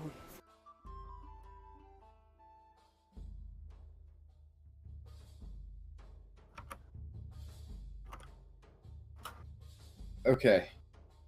So, Sean. So, Casey. Using my alchemy kit and my tinker's tools. Mm-hmm. Okay. I would like to develop a sphere with a little screw top that's fairly clear. Mm-hmm. That you take a ball of colored sand and drop into. And the ball of colored sand is formulated to dissolve in exactly 1 hour. Okay. Okay? And we're going to make it small enough to tie it to a body part. Probably like around the waist. So it's like a big one right in the middle of the belly. So you can really see what time it is by looking straight down at your belly. How big do you want this to be exactly? How big's Anala's belly? Like her whole belly? Yeah, like this needs to be like centerpiece style. I mean, if you want to know what time it is, I mean, you want to broadcast it. And I mean, to take like a ball of sand to have it dissolve over. Okay, the course are of you giving me like basically the Power Ranger belt equivalent of? Yeah, it could be considered that. You sort of Tyrannosaur. take the top off, drop it in. It sort of dissolves slowly. And I'm thinking like after the first ball, like the second ball you drop in sort of does like a litmus thing, so it changes the color from like blue to purple in 1 hour, and then from purple back to blue, and then blue to purple. So each time you drop in, it sets it an hour. You think? I mean, this will take some time, but yes, it'll for sure take some time, and you definitely do not have the materials to make that with you right now. But I will say that is probably technically possible, yes. Yeah, that's. I figured I would be just searching for whatever he might need. Yeah, that's something you're going to need to get to a city to get stuff for that. That's not something you could forage the supplies for. No, but I mean... Out here. But yes, that is technically possible. Plans can be drawn up, and in the meantime, small clockwork dragons will be built to demonstrate what a dragon is. Gotcha. Oh, so it's like Nevermore, but smaller. Right? Yep, just like that. Spirit Kid looks at the little dragon, looks at Nevermore, looks at the little dragon, looks at Nevermore. You don't see well, do you? She is super sensitive about that and just kind of turns her back to him. See just fine. It's just not as well as some other people. It's fine.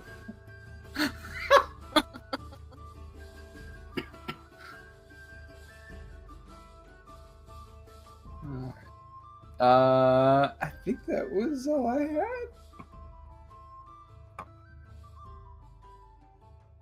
Alright, I am going to stop the stream. Thank you for all of you who did tune in this evening. It was fun. Is the Tavern Talks scrolling thing going 1,000,000 miles an hour for anyone else? Rolling thing? I mean, like the names at the top? Yeah. Yeah, they're moving. I mean, what I would assume is normal speed. I'd say it's like a power walk. Yeah, it's a strong walk, but it's not like speedy. Weird. On mine, it looked there. You don't see so well, do you? I don't.